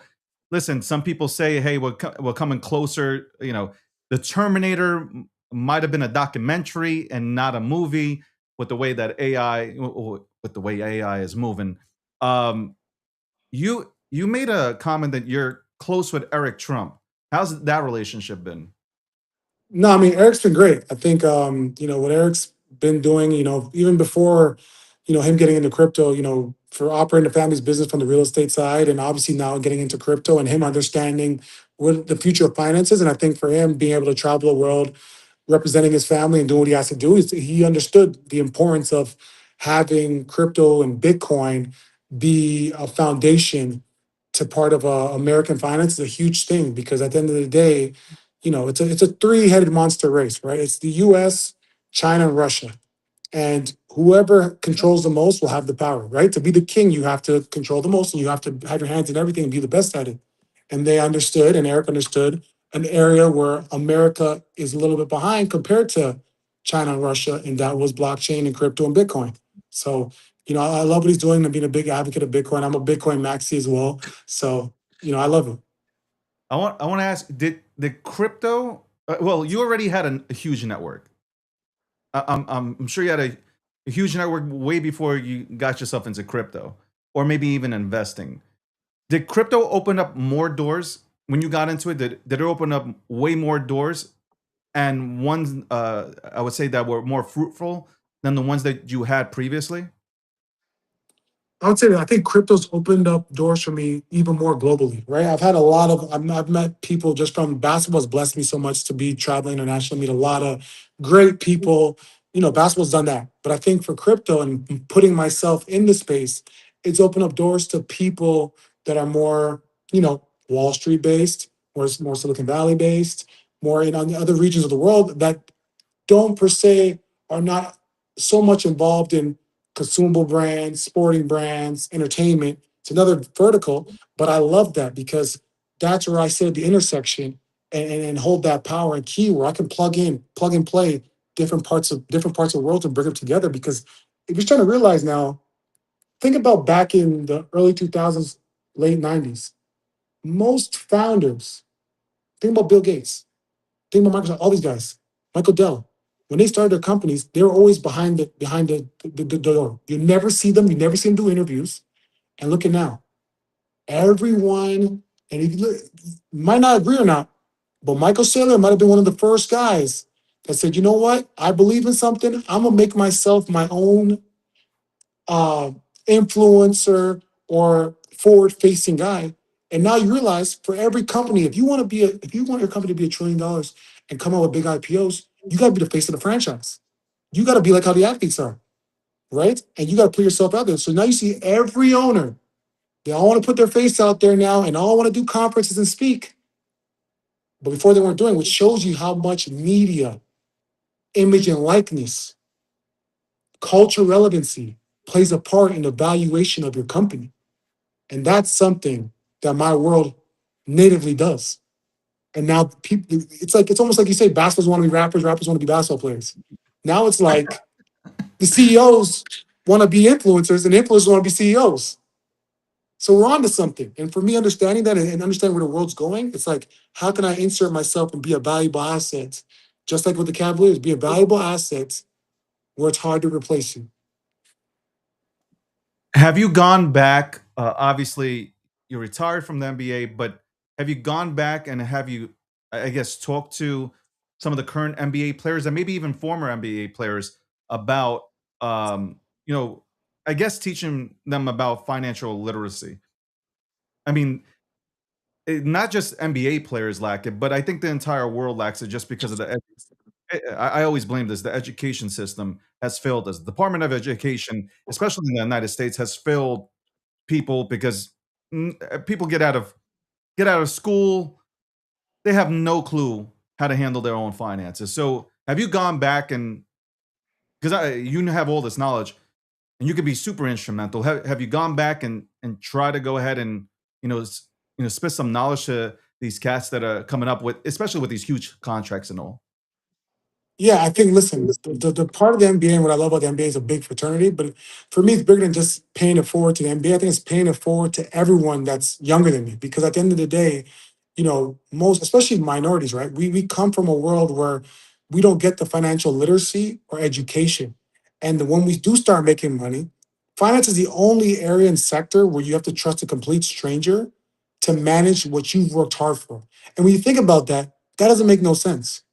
When you want to decide that suit you put on, that nice navy suit you put on with the white, you pick that out. The white tee that I put on, Ralph Lauren, I decided this, right? But the finance is where we trust complete stranger. And for me, it's like, how can I pay for it? Because I don't want to see these young guys. At the end of the day, when you saw the 30 for 30 and it says broke, and how they said athletes go through financial trouble and struggle once they retire. I want to help kids understand, or young men, sorry, and young women, how to manage your finance, what questions to ask. If you're giving up a power of attorney for someone to do your bill pay, you still need access to see that. You should be getting a notification on your phone whenever that card gets swiped, right? Like, you need to see and have color on everything, because yes, I totally get it. You should focus on your craft and be the best you can be at. But it's also our due diligence as the OGs, as the ones that pay it forward, to make sure we open these young great athletes or great humans, because I'm not only just giving free game to just athletes. I'm telling my entertainer friends, I'm telling my young entrepreneurs, because I've had guys in crypto. A buddy of mine said, "Hey, Tristan, I've made $10 million trading meme coins and leverage trading. What do I do with this money?" how do I save it? What do I put in where I can keep, make money on top of money? He doesn't want to just sit in staking protocols on chain. He wants to get off chain and take some of his capital and put it in smart investments. And that's what I'm here to do, because it's my duty to pay it forward. Because at the end of the day, my mom always told me, when God blesses you, you got to bless others. Tristan, what are you working on now that you feel is going to absolutely dominate, whether it's finance or outside of finance, in the next 3 to 5 years? Or what are you a part of right now that you think is going to do extremely well that we might not know about? Yeah, so for myself, I've had the opportunity to help a lot of companies, and I've been doing a lot of investing, but also advising and helping companies. And obviously, one area that is definitely going to be a need is, as long as we're using these electrical devices and these phones, we're going to need a storage for them, which is basically data centers. So I've definitely had my hands in data center opportunities and projects, but more so from the infrastructure side. I think the one thing about data centers that everyone's talking about, especially these small towns that are combating and don't want the data centers in their cities, because the water usage and the electrical waste, right? And there's a company that I'm extremely bullish and part of, that they have found a resolution using micro LED lighting channels to cut down those areas, whether it's water, electricity, which is great for our environment, right? So for me, anything that I'm part of, it's all from the infrastructure level, because I truly believe in, Jensen Wong said it's at Milken when I was there. He said it's like a 5-layer cake, and everyone wants to get to the top of the cake, but the base layer is the most important. Those that understand the base layer and understand that where we need to focus on, even like energy, the amount of things we have power right now, we need to figure out ways to create renewable energy, be able to package it, reuse it. Because if you know in your house, 60% of the energy that your house uses goes to waste. That is going to become an issue. And I don't know, I read a lot, and there's a university in Bangladesh that their universities could not operate because they didn't have enough power. They didn't have enough electrical power to run the universities. So that's something that people might overlook, but energy is a big thing right now that might get overlooked. That's a very important thing for our society to keep progressing. Tristan, it is finally a pleasure to have you on the show. Hopefully I can get you back on here next month, because I just would love to hear you talk about how the Knicks won and how blown away you are by big body Brunson, right? Hopefully he makes Yes. the last shot. By the way, before you go, who do you think wins the MVP? If you had to throw it up there, Finals MVP, who do you think takes that on? I'm gonna give you everything right now. And you're gonna love this. As a New York, you guys are gonna love this. New York wins. New York wins in 6. Okay. Big Body Brunson wins Finals MVP. Okay. And I'll say this, and you can put on record: if Jalen Brunson wins an NBA championship with the New York Knicks, he could arguably be the best New York athlete to ever play in that city. Wow. I know Derek Jeter's number one, and Derek Jeter, I love Derek Jeter. Much respect. I respect the OGs. He's a champion. Right now he's number one. He sits at the head of the helm. He's got the crown. But I'm telling you this right now: Jalen Brunson is knocking on that door if he wins. Just because he wins this one, it could put him up there. And unfortunately, you know what times are? As people get older, people forget the OGs. So 10 years from now, they might say Jalen Brunson's the best athlete ever graced New York. Do you think this is just a great run by a team, or do you think the Knicks are a good team that will be able to compete for a long time, or this is just a one-off good run, an amazing run by a team that just caught that wind of like being healthy and lucky, getting the right bounces all at the same time? Are the Knicks that team, or could they possibly win another championship, or at least get back to the finals next year to then cement and say like they were a good team? Because like right now, people are more so leaning towards this is just like a magical Cinderella run by a team. Mhm. What are your thoughts? I would say this. I wouldn't say the Knicks are not on a magical run. Like, they're not like a Cinderella story. They're not the Butler back in NCAA. They're not the George Mason. I'll say the Knicks are a good team. You got to give them flowers. But what I will say is this: Of course, the Celtics, Jason Tatum was gone for a year, wasn't himself. Tyrese Halliburton, he was gone. I think the East is going to be competitive. I would say this. The Knicks win. They deserve their flowers. I would say they should be a competitor in the East next year. And I think worst case scenario, they should make it back to the Eastern Conference Finals. Are they a dynasty team? I don't know. I can't. I don't technically see it because it's hard to run back multiple championships. Like you have to have like Steph Curry. He won one, then lost, and then got KD and won two. That's adding generational talent. So the roster they have right now, they can win one for sure. They'll win this one. But can the same roster repeat? That's a different question. That's a different story. I think if there will always be a competitive franchise and competitive team, but I don't know if they're right now with the roster a dynasty off the rip. I want to let you go just one more, and I Yeah. apologize, Tristan. You're good. No worries. Jalen Brunson, he's all these sports channels are out there. I remember when the Knicks signed him, and people were like, "What is going on?" Stephen A. Smith, all of them. Okay, everybody who's at the Garden now was like, "Oh my God!" Right? This is the guy that you cleared cap for. Like, no, they must be bringing somebody else in. You can't win with this with a small guy, right? Do you think if the Knicks do win, and Jalen obviously has done everything possible to put them in this position, do you think maybe he brings back the small guards? Like small guards are finally accepted as, hey, you get a small guard, that person could lead us to a championship just the same way that Brunson did. Because I remember AI took the 76ers to the finals.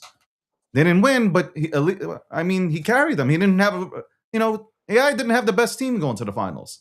But yeah, they was not good. They were good. They were it was good. just him and I don't know who else. I mean, Aaron McKee and Theo Ratliff. I mean, it was a tough. Yeah, I mean, I love those guys, but it was a tough one. Yeah, I would say this. I would say for Jalen Brunson, I think he's like AI. He's like Isaiah Thomas. Those are generational little guys, small guards. wow. I You don't put him in think. that category? You put Yeah, him in that category? because think about it. Think of all the team. It's very hard in this league for your best player to win a championship. Be your smallest guy. Those three guys were exceptions to the rules. AI didn't win, but he got to the finals. But the two exceptions to the rules are Isaiah Thomas, that played for Detroit, and Jalen Brunson. But the reason why, and I don't want to take away from his shine, he deserves it. He's the anchor. He's the head of the snake. But Leon Rose and their staff has done a good job putting size around him. If you look at their starting lineup, you got Brunson at 6'1", 6'2", but you got OG at 6'8", 6'9", Mikal Bridges at 6'7", 6'8". You got Josh Hart at 6'5". You got Cat at 7 foot. Like you have Deuce McBride. He might be 6'3", but he's stocky. He's big, plays bigger than his size. Landry Shamet, 6'5". They've surrounded him with all guys that have size but can actually play. It's different between them and the Portland Trailblazers when they had Damian Lillard and CJ McCollum. He was surrounded around tall guys that weren't as skilled. He's around tall guys that can do multiple things, that can score and defend. So when you're out there and people are trying to pick on him, there's 4 big guys behind him that have size that can switch out, kick him out. That's the reason why they're having this success. If you're gonna have your best player be a small guy, you gotta have some trees around him that can actually play, and not just be some trees that are the Tin Man. You know all about that, and you're a big major part of coming back from a 3-1 deficit. So shout out to you, part of an amazing team. And shout out to you for being a part of the crypto industry. That is dope. Listen, it's taxing. I've been here for a long time. It's a taxing industry, but you know what? We're still young and we're growing, and there's so much opportunity here. It's cool to see people like you and others that are coming from the outside world in here. You only help us level up. Like we've done enough to build. You talked about foundation. Like we've done enough here to build a foundation. Now it's cool to see everybody come in here and use your networks to continue to build this forward. So appreciate you, and appreciate you taking time to even staying on a little bit more here to just answer some questions. We got a lot of NBA fans here for a watch, and so that was cool. Thank you so much, No, of Tristan. course. I appreciate it. And I hope I can get you back on the show. We can talk about some art. And I'll be at NFT NYC. I'm always there, so we can go ahead and, Yeah. link No, up. thank you for having me on. And what I'll say about the people in crypto, because I'm still in crypto, I haven't exited out. Always remember with Warren Buffett, because I know crypto's the one area, and I'm sorry if I'm going over. I know you might have somebody else, but they're gonna have to wait. So let me say this. I'll say this. I'm being cautious of your time. Yeah. So no, that's what I want to say. Of course, crypto is not where we want it to be right now. But Warren Buffett said, when there's blood on the streets, it's time to eat. And at the end of the day, in crypto, these institutions learned from the '08 crash. They are not going to allocate billions of dollars to add an asset on their balance sheet if they don't truly believe they can win. They're in the business of, these institutions are in the business of business and the business of winning. Yeah. So no different than why everybody was so bullish on SpaceX because of Michael Saylor. I'm not Michael Saylor, my bad. Elon Musk. They bet on the founder. Same thing with Bitcoin. I'm betting on institutions, and that's why I haven't left. So that's what I gotta say. That was my mic drop. I don't know if it was good enough. That's my mic drop. I'm not leaving. I got Bitcoin. I got hype. I got Zcash. I'm Let's long in go. all of them. Hype. Let's go. And you said Yes. something that you already dropped the mic here. You said something that's so true, and I think I'm gonna have a deeper conversation about this.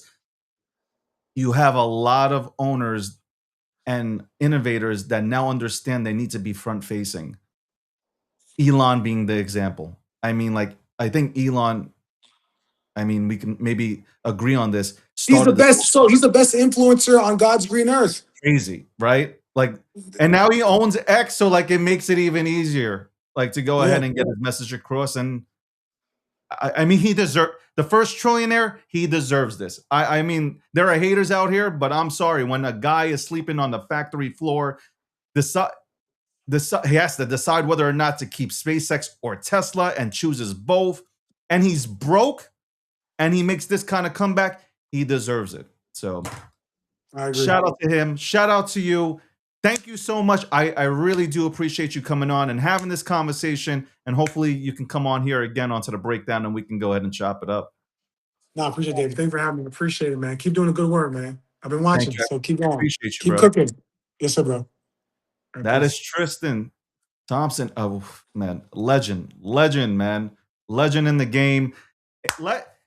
Shout out to him, because I wanted to talk a little NBA. Shout out to him. I wanted to talk about the NBA.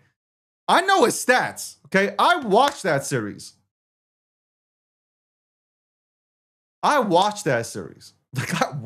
listen, I watch sports. Nobody needs to write anything up for me. By the way, I did this entire interview with no screens. Nothing was working. Of course, nothing was going to work in my favor. Of course, nothing was going to work. Oh, fuck. Nothing was working. I was so pissed off. Nothing was working. I swear. Y'all probably saw me. I was like I wasn't like trying to not look at Tris. I was like, damn it. Tristan did well in that series. It was a major component for LeBron and Kyrie to make that comeback. Major. I think he did average 10-10. That's what he averaged. And he said you need a big body, right? Need a big body. Nice, and I mean that. It's nice to have somebody like Tristan here. And we need more of that. More people like him. There's a difference between my institutional talk and people like Tristan that come in. Tristan has a network. Tristan comes from the NBA. He knows people within the NBA. He can sit down and break down what is happening in crypto. You heard him say hype. Landy is like gooning off right now to what happened just now. Right, Landy? I'm sure you are in the... Oh my God, he said hype. Look, Bitcoin hype. There was one other that he said that, I'm I'm trading, but no, like he knows what's going on. He's got his ear to the ground. He understands what's going on. He's invested in this stuff. He said, "Hey, buyer, you're buying it up at these levels. This is the perfect time to be here, right? Perfect time to be here." Are you breaking up or am I breaking? I don't know. Is it me? Let me listen. He's a good guy. You can tell he's a nice dude. And more of that in the industry, more people that are able to get out there and explain our industry, because we need grassroots marketing, bottom line. But my monitors, by the way, were going off. I don't know, Landy, you probably noticed. I saw you looking over like, what the hell is happening with my Fucking monitors every again? monitor. I can't even find the monitor. At one point, I'm like, I'm Stevie Wondering the motherfucker. Like, this is, I can't see.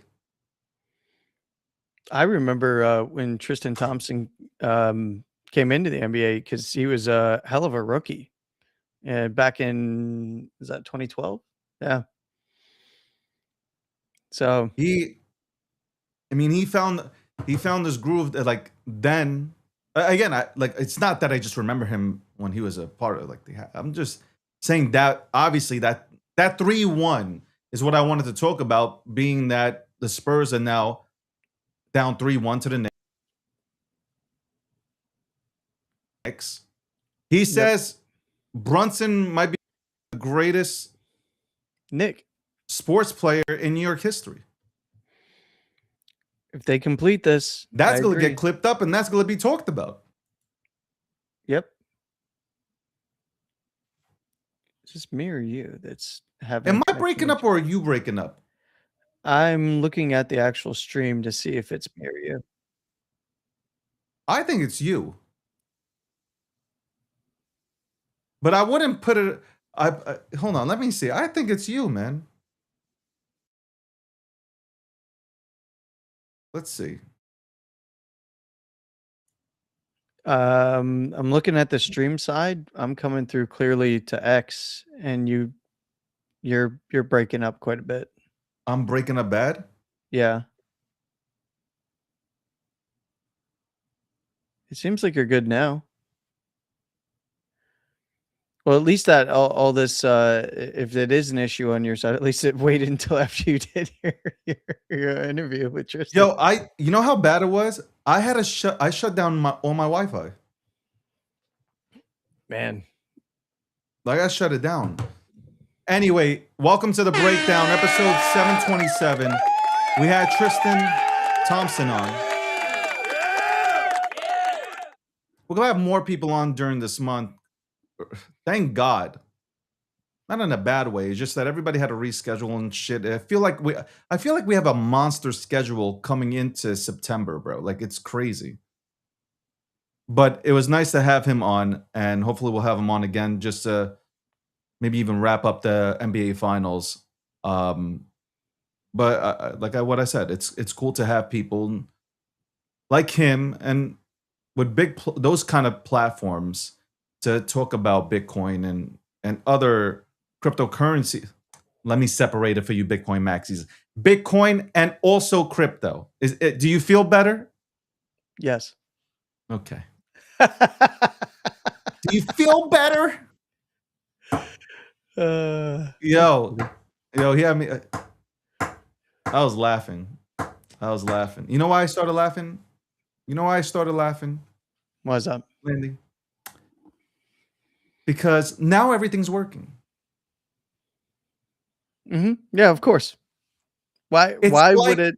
It's like Rob Nelson prayed.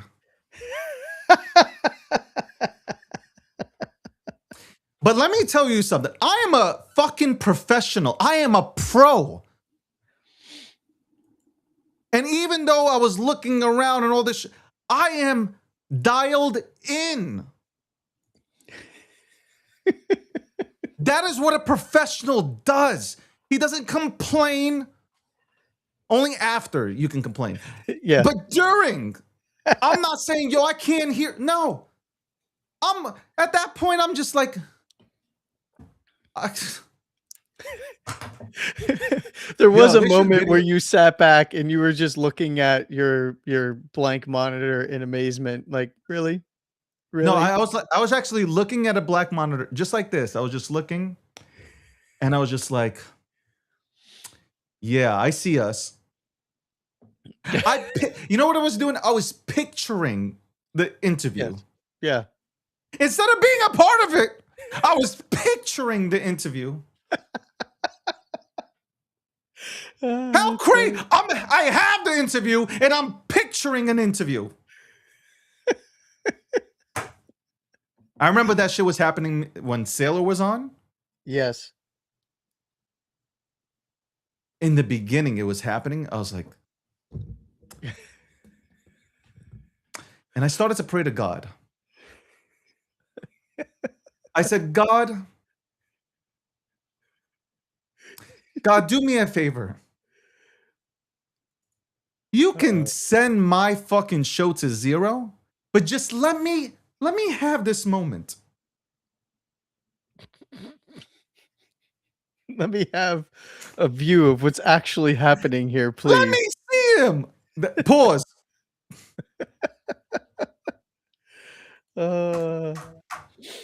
Rob. This Rob show is sponsored by Midnight. Rob's in the back. Hold the on, air right now. Let me get ready for this. This is I'm settled in. I'm settled in. This man Rob prayed that all my monitors went out, all 3. Rob Nelson has a show on this network Mondays and Wednesdays at 8 p.m. Eastern Standard Time. On Mondays, well, last Monday, Landy joined him. And then Wednesday, or this Wednesday, I should say, or this Monday and Wednesday, me and Landy both joined his show. Now, I told Rob the Knicks game was going to come on at 8:30 p.m. He tried to take me into deep waters to try to keep me on until 9. So he started saying things that I was being a gentleman, and I agreed. When I really didn't know what the fuck was being said, he could have said, I need your credit card. I said, yep, I agree. Well, he's in the back right now. He's in the green room asking for us to.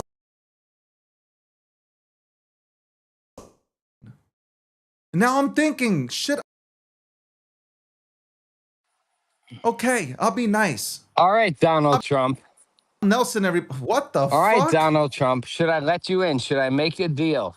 Let's make Rob a deal. Nelson's They want a deal more than I has do. joined. Well, I guess it's me. I guess Definitely my on shit's your not side. working. It's on your side, David, for I guess sure. I'm out. Hold on. Am I out? I'm out. Okay, here we go. Rob Nelson's. Rob Nelson. First, I only saw your nose here, and it was just All right. frozen. So. All right, so I'm not in a great Hold on. studio. You know, I gotta switch. I don't know what the fuck's going on. Hold on. This is some bullshit. This is absolute bullshit. I don't think he can hear us, Rob. But Well, we hear each other, Andy. Wait. I got a hear setup me? for you. Do you guys hear me or no? Yeah, we hear you. Yeah, we hear kind of, you. yeah. Do you hear us? There you are.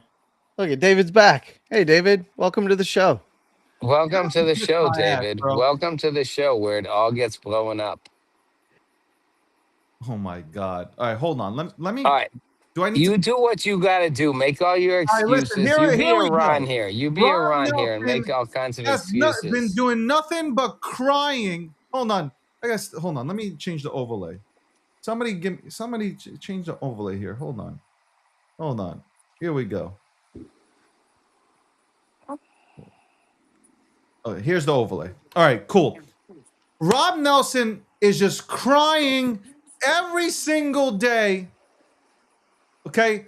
Same story, different time, the same story, same narrative, crying. Wow. Well, I'm on the Trump train right now. It's not fair. It's All not right. fair. Why You know do what? Can you hear me? Can you hear me, or are you just muting me for fun? I didn't mute anybody. No. All right. So, Landy, let me start with you. Let's leave David aside just for a second, okay? All right, Landy. I'm going to ask you a question. I want your honest answer. All right, Landy? Yeah. All right. I'm watching what's happening. I'm listening. I'm listening to the president's own words. Again, I'm not listening to the random outsiders. I'm listening to his own words. They're going to make a deal. Maybe in the next couple of days. I don't think so, because Iran's going to put a wedge in that whole thing. But let's say they do. They open the strait Iran and doesn't they have agree to control of have the a strait. conversation. They agree to have a conversation about, nuclear stuff. And Trump said it's conceptual at this point. When you say it's conceptual with the Iranians, okay, fine, not okay. They're going to open it up. Trump wants the strait opened up. He wants energy prices to go down. I know long term, Landy, you're right. The energy grid moves toward us, but short term, it's a transition process. He wants it opened up. He wants to make it work. Oh, Iran's going to promise never to make a nuclear weapon. I'm sorry. 10 years ago, I heard that promise. This is a complete bailout. And I know you're going to say it's not, but honestly, You're wrong. Okay. you're offering them. Okay, well, Landy, you're offering them. Here's the deal. We open the Strait of Hormuz, we move our blockade away, and then we talk nuclear deal. Sorry, that's where we were 10 years Hey, ago. Not good. hey, There is Rob. no good in this. I'm sorry. This is a bailout. This is I'm a gonna. fucking bailout. Okay. Well, first off, that is none of what you said is actually happening. We just struck them, and are threatening to take Karg Island from them. In addition, No. He took it off the table, Landy. He said we're not going to did take Karg Island I think anymore. you're That not was keeping last up with night. the pace of what's happening, Rob, because I don't know if you read earlier today the Truth Social posts that he put out, but he also said they better watch what they're doing and watch their step. But essentially, he said the terms that they leaked out to the fake news have nothing to do with the terms that we agreed to in writing. What is said, including their weak and pathetic statement on having a deal, bears no relation to the truth. Very dishonorable people to deal with them. There is no such thing as a deal in good faith. Amazing. Also, their totally rebuffed drone attack last night against Indian ships leaving the Strait of Hormuz. Totally unacceptable. They better get their act together and fast. Now, this is in addition to the fact that we've been striking them throughout the week. Also, did you know, Rob? Did you know about the 100 million barrels of oil that moved through the strait that was facilitated, just like I said was going to happen, by the Yeah. U.S. Navy? So who controls the Landy, strait? It's not Iran, brother. Landy, It we ain't control the Iran. strait. We We control the control strait. it. Hold on, Landy, what does Yeah. it take? Sorry, I know you have your hand up a puppet, but what does it take for you to realize you Ooh. can't have your hand up Donald Trump? Like, seriously? Whoa. He's Brother, Oh literally said, hold shit. on. brother, He's you literally said 40, hold are on. He's literally borderline said 40 TDS with times, this. hold on.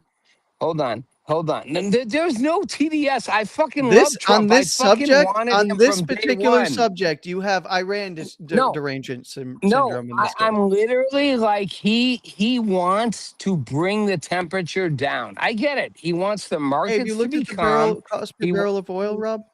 Yeah, Have it's you looked going at the price per down barrel of oil? because Yeah. yes, but truthfully, Landy, Why?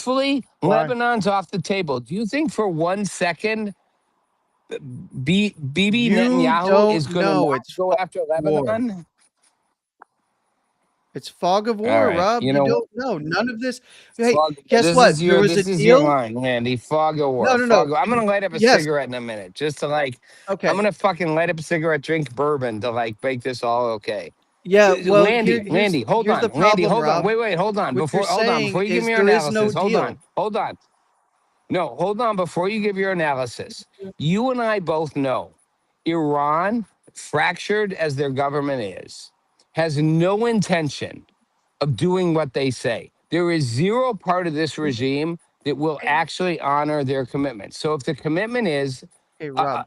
as Donald Trump said, it's conceptual what we're going to On do that, with the nuclear stuff.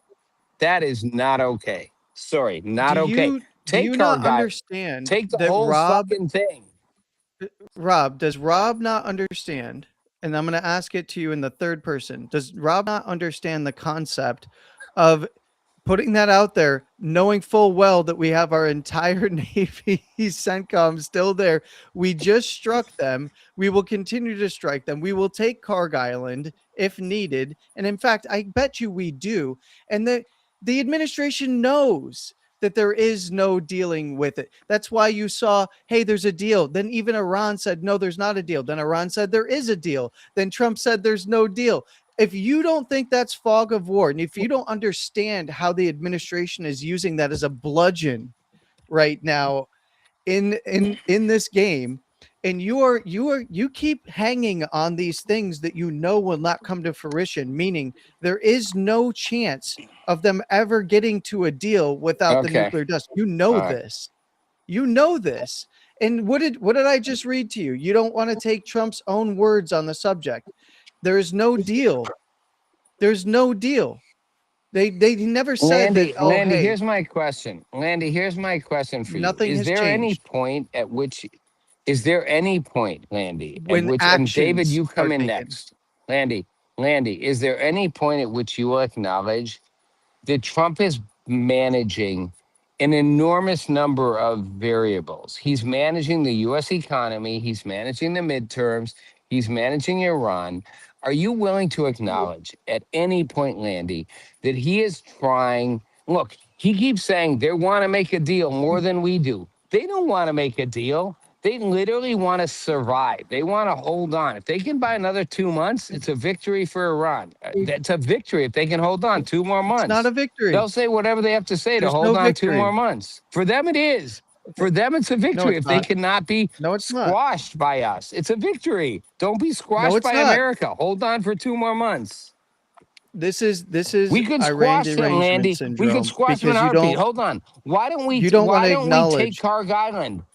No, I want to acknowledge. Why don't we They take already put Karg it on the Island? Like, table. let's just take it. So No, put it on the okay, table. Take it. because things Take aren't happening on Rob's timeline. Rob doesn't believe that we are in control of the situation. And this is the biggest problem that you seem to have, Rob, in this particular issue, is that you believe because it's not happening on your timeline and because there is so much conflicting information week to week that somehow we are not in total control of this entire situation. And I'm going to point to the fact that we've been moving ships through the entire time. We've been escorting them through because we control the strait. We hold all the Yeah. cards. All right. We can take, hey, This is listen your to me. thing. When I said from day one that we the target would be Karg Island. Now, I wasn't so Yeah. sure that we would actually invade Karg Island, but that we would take it. What just came out But earlier this week? What just let me let me finish. interrupt you. Let me I'm interrupt you. asking you a No, well, question. What just interrupting came you, out earlier this it week? takes. Okay, yes, we're going to take Karg Island, but we're not. Hold on. The truth is, and you Oh, know this, the oil company execs have come in and said, we are running out of reserves. We are pulling down the reserves. We No, need, they're we not. need Where are a you getting relief. this Of information course from? they are. No, Yeah, they're come on, not. Andy, you're They're not smart. running. They Onshore absolutely are reserves draining down are doing just reserves. fine. Rob, you No, are I'm not living in a saying we're about to fantasy run. I'm land. not saying, hold on. I'm not saying we're running Our out of reserves are oil. bulking. I'm saying, Onshore oil is no. bulking. I'm saying they are aware that, look, they are aware that prices are going up. This is not crazy, Landy.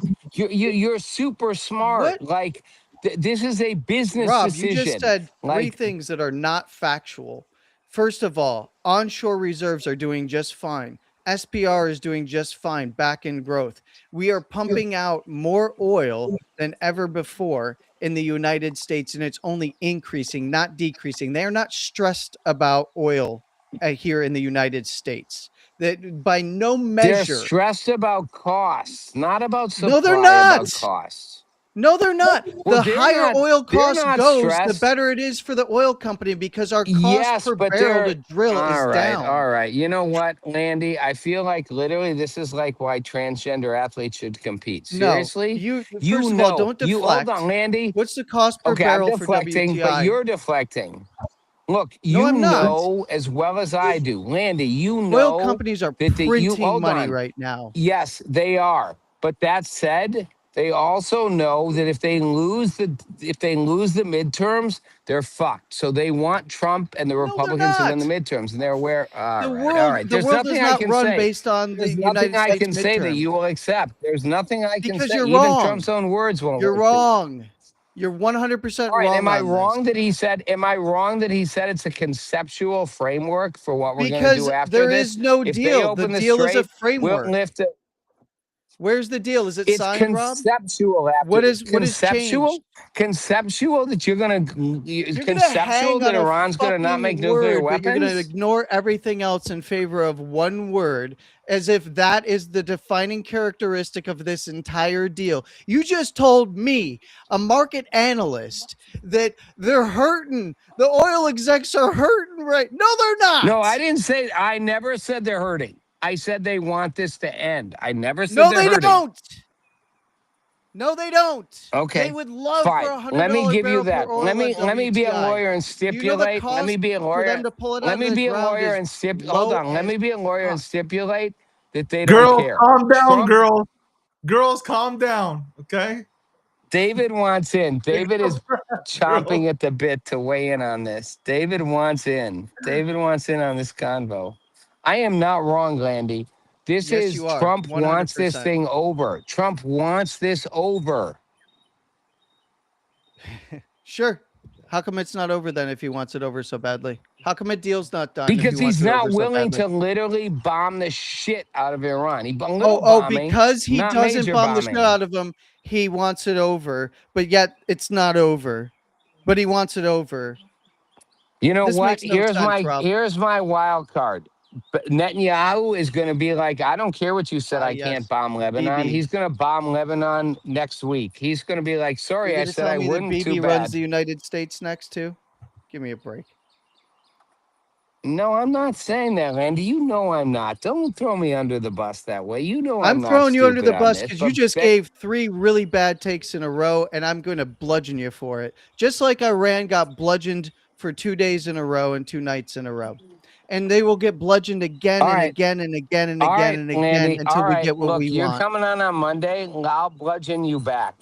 This is With literally facts this time. Trump With facts this time. wants this thing ended. Trump He wants doesn't want out. it ended. There's no way. Landy, He they're going to wouldn't be lose doing the these games on midterms. social media. They're going to Otherwise, it would be lose the over. midterms. They're Oh, going to no, lose the not the House. midterms. Oh, no, we're going to lose the House. Wow. He doesn't give a flying They're fuck going to at lose this the point. Senate too. I think he does give Oh a my flying God, fuck. they're going to That's lose where the we House disagree. and the Senate. Predictions made by Rob. And I guess, you know what's going to happen? Just like Thomas Massey won his primary. What are you going to say? They're What going are to you win going to the say, Senate. They're going to win the House. Landy? What are you going to say to me if Blue wave is in swelling, November? baby. What are you going to say in November when Democrats win the House? Maybe the Senate. Remember, we had this conversation about North Carolina and Nothing is going to Ohio. change in They've regards to gone Trump's lean Republican. administration stance. Lean Democrat? What happens What are if they going they to do, win Rob? both? A whole lot of nothing. The same thing they're doing now. It doesn't matter if it's the Republicans or the Democrats. Nothing is going to happen. They're not implementing his agenda to Got to begin give with. Landy credit. Got to give Landy credit, David. Nothing is going to He is happen. sticking to his guns. No. What are they going to do? They're going to impeach Trump. No, they're not. They need fucking 2/3. It's not going to happen. Get Well, that they'll shit out of impeach your him. They won't skull. convict him. They'll impeach him. They won't convict him. Oh, but they'll no, use not up a another lot of time. impeachment. He's not going to be able to run the government while under investigation and there's an impeachment. They literally just funded DHS and everything that we wanted for the border and security and everything that he's Landy's got. more wound up. Boom, baby. Landy is They are more wound up than fucking I've this place ever on heard Sunday, him. bro. Landy is wound up. I love it. Landy is on fire right now. This is good. No, you just said Landy's to on fire. the analyst, the market analyst, you made the biggest mistake David, is look to at tell David me laughing. about fucking Look at oil, David bro. laughing.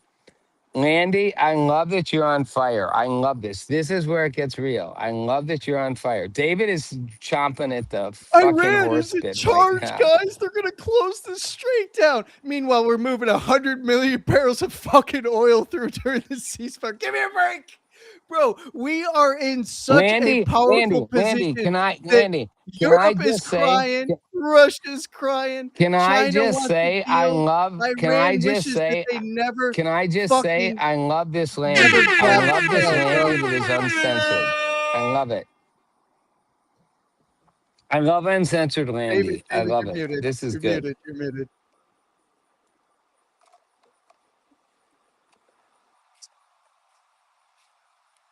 David, unmute yourself, sir. Oh shit! I said, Yeah, girls, unmute hold on, yourself so girls, we can hear you. girls, relax, Now, girls. stop Okay, calling us relax. girls. By the way, Girls, hold relax. on. We got bigger balls. I Hold had on. to We cut got in bigger real quick. balls than you times 10. Okay, hold on. You got no balls. Okay, you voted for Kamala. Number one, sit down. Second, Wow. okay, Wow. there you go. Wow. There you go. Wow. Don't worry, and you can Wow. sit down fast because you have nothing to worry about because you got no balls. Now, listen. Wow. Wow. I'm wow. finding it. Start with that. I'm Start finding with it that real as your funny. hook. Start with that as your hook. I'm finding it funny. The reason why I'm laughing is not because Landy's losing his shit. It's because you're fighting a puppet. Guys, continue fighting.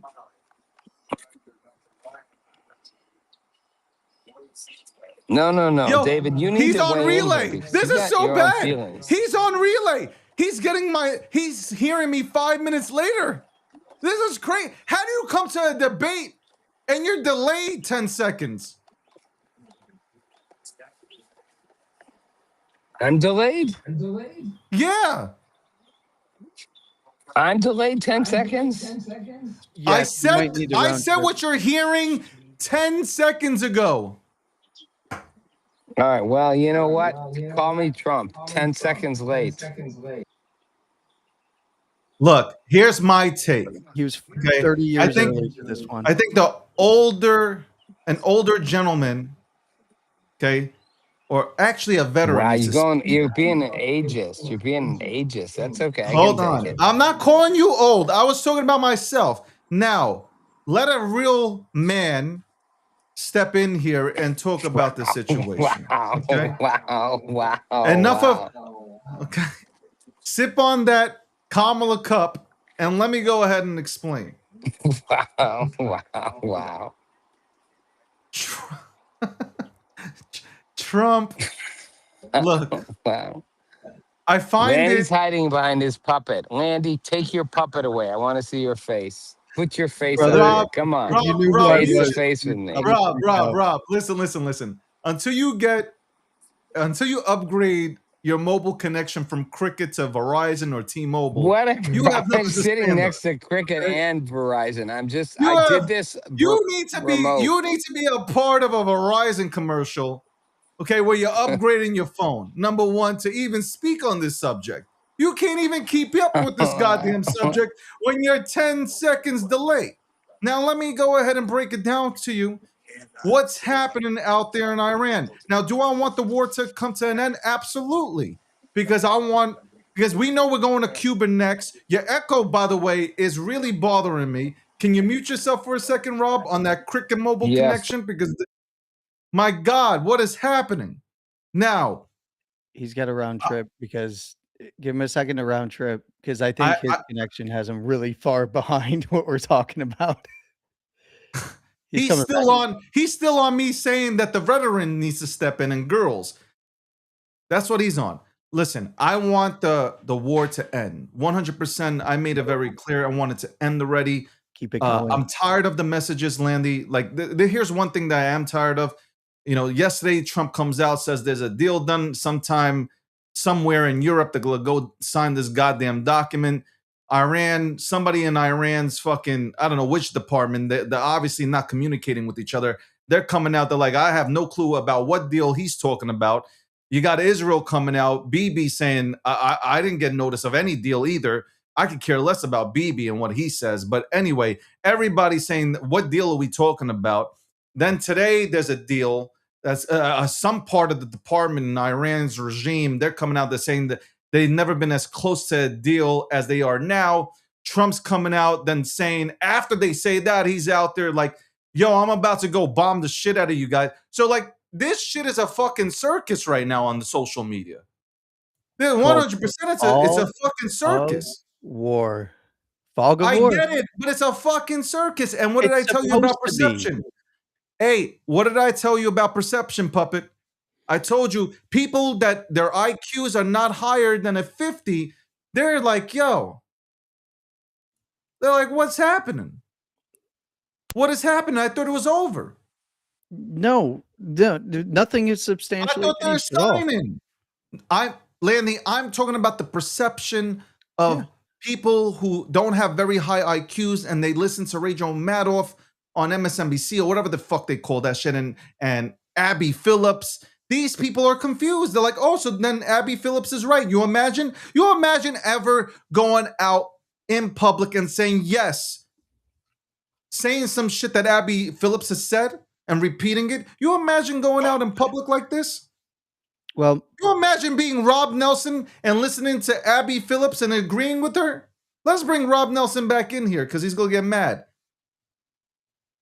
I'm just saying, we need to get the fuck out of Do there. not compare me to Abby Phillips. Seriously. We need to get You know out of what? there. Here, look, I'll let you guys You have this guys, side hold because I on, look hold better on, on this hold side. on. Here's my thing. No more Hold on, you calling me a can't Kamala. interrupt me. You cannot No interrupt me. more Okay, calling I me. respect No my more elders, calling but me. I will not be No more. interrupted. No more. I will not be interrupted. No more calling me Kamala Harris, Abby Phillips. Like, seriously, you know I am not either one of them. Like, if you don't like what I say, that's fine. But stop making me these fucking woke fucking nut jobs, because I'm not. Listen, don't get flustered, okay? It is what it is. If you allow me to land my Wow. plane, I would appreciate it. May I land the plane?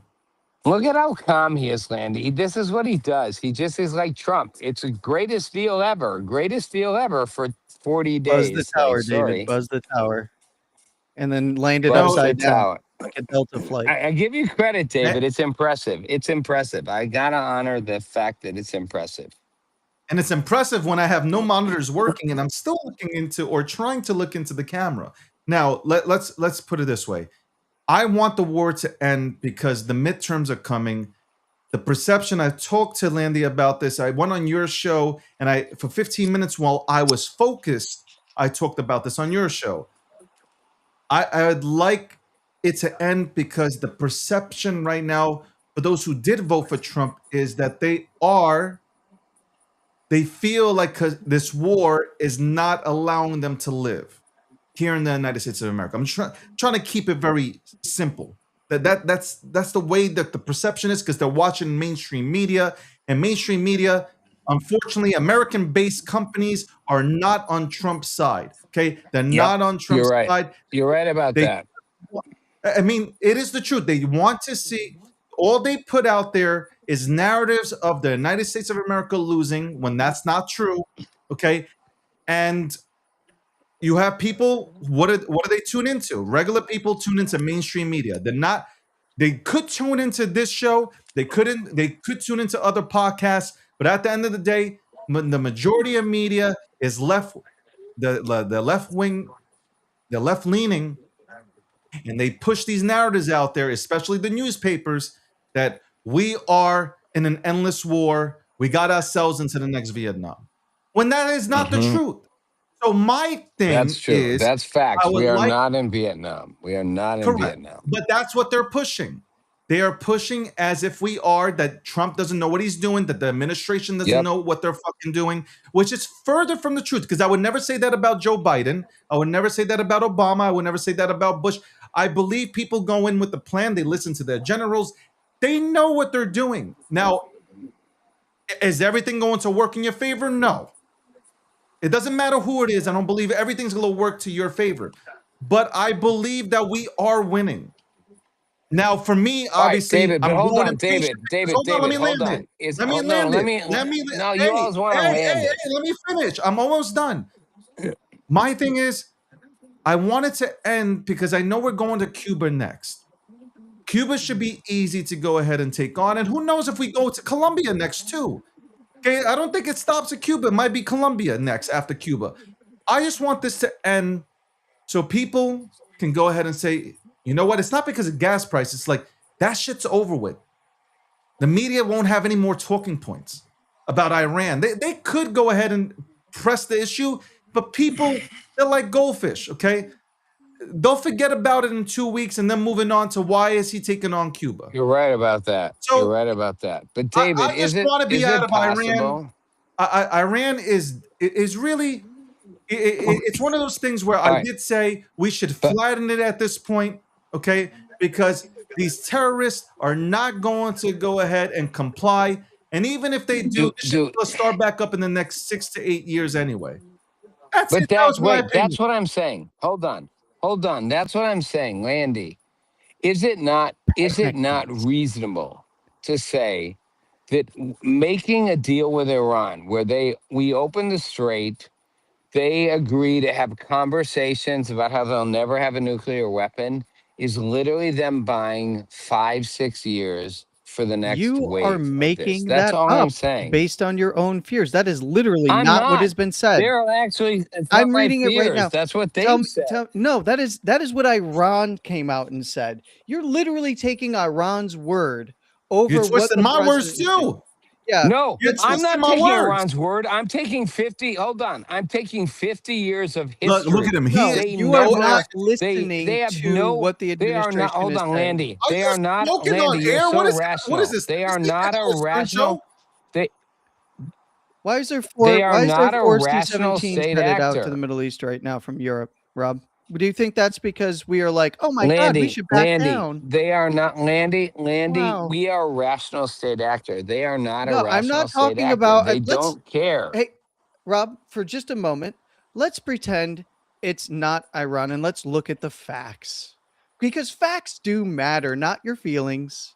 And facts matter way more right now in this situation than anything else because there Why is I'm being mixed so gaslit messaging. so right There now. is mixed messaging from both sides purposefully, right? Why is there Yes, but listen for a moment. Why was there just 4 C-17s that are flying out to the Middle East? Why are we now moving assets all around to prepare for further strikes? Why are we doing that, Rob? Is it because we're ready to back down and do a deal? What did JD Vance just say so today? Landy, Wait a minute, because the facts don't line up with what you are saying here to myself and David, and that the facts are what did JD Vance just come out with? He said this false media narrative that's being pushed out there is not accurate at all to wow. what the deals are that are So being Landy, proposed.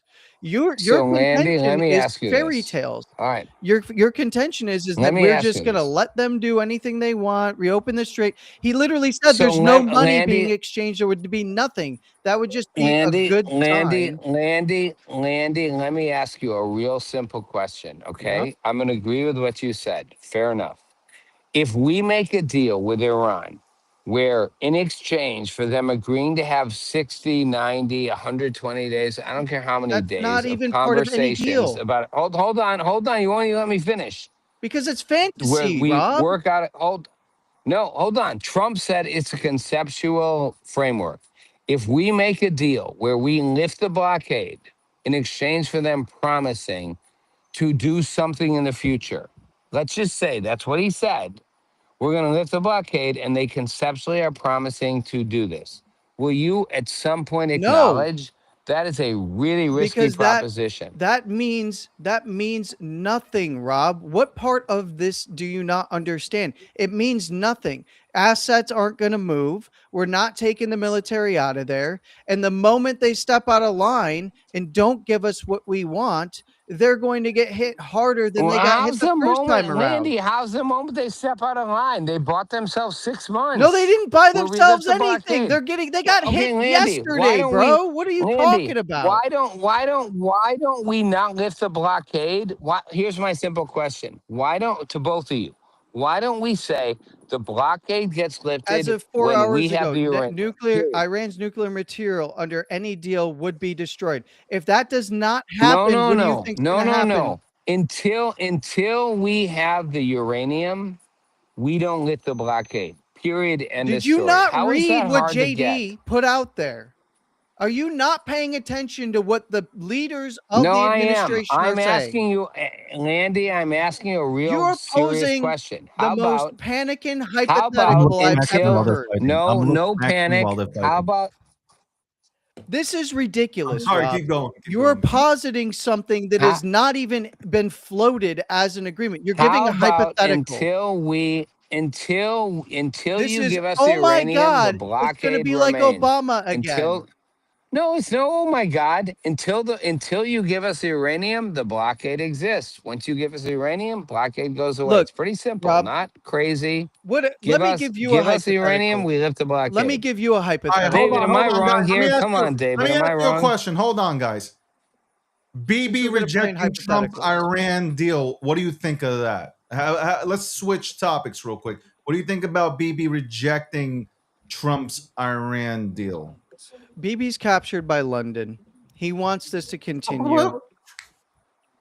Wow, you're doing this in London capture. Wow. Yeah, BB is not an independent actor. He's working on You know behest what? of London. That's why he's been keeping things going in No Lebanon. one's an independent actor. BB is really clear. Rob, can you put your phone? He's no Can you part put of your him. phone on something where we can see your face? I feel like this is like a bad movie. If you get one of my drift, right? I'm Like, going to pose a can you put your hypothetical phone this way, like in front of you? because No, in Rob front wants of to you. have hypothetical conversations here. Rob, Here's put your a phone in front of hypothetical. you. You want me to conversation. go? You want me? Look, how about this? How about this? I block it. Is that better? You want just here? No. There you got my What the hell RN. is My going Run the RN, on? and puppet BFP for a moment. you're fucking. I'm running a high.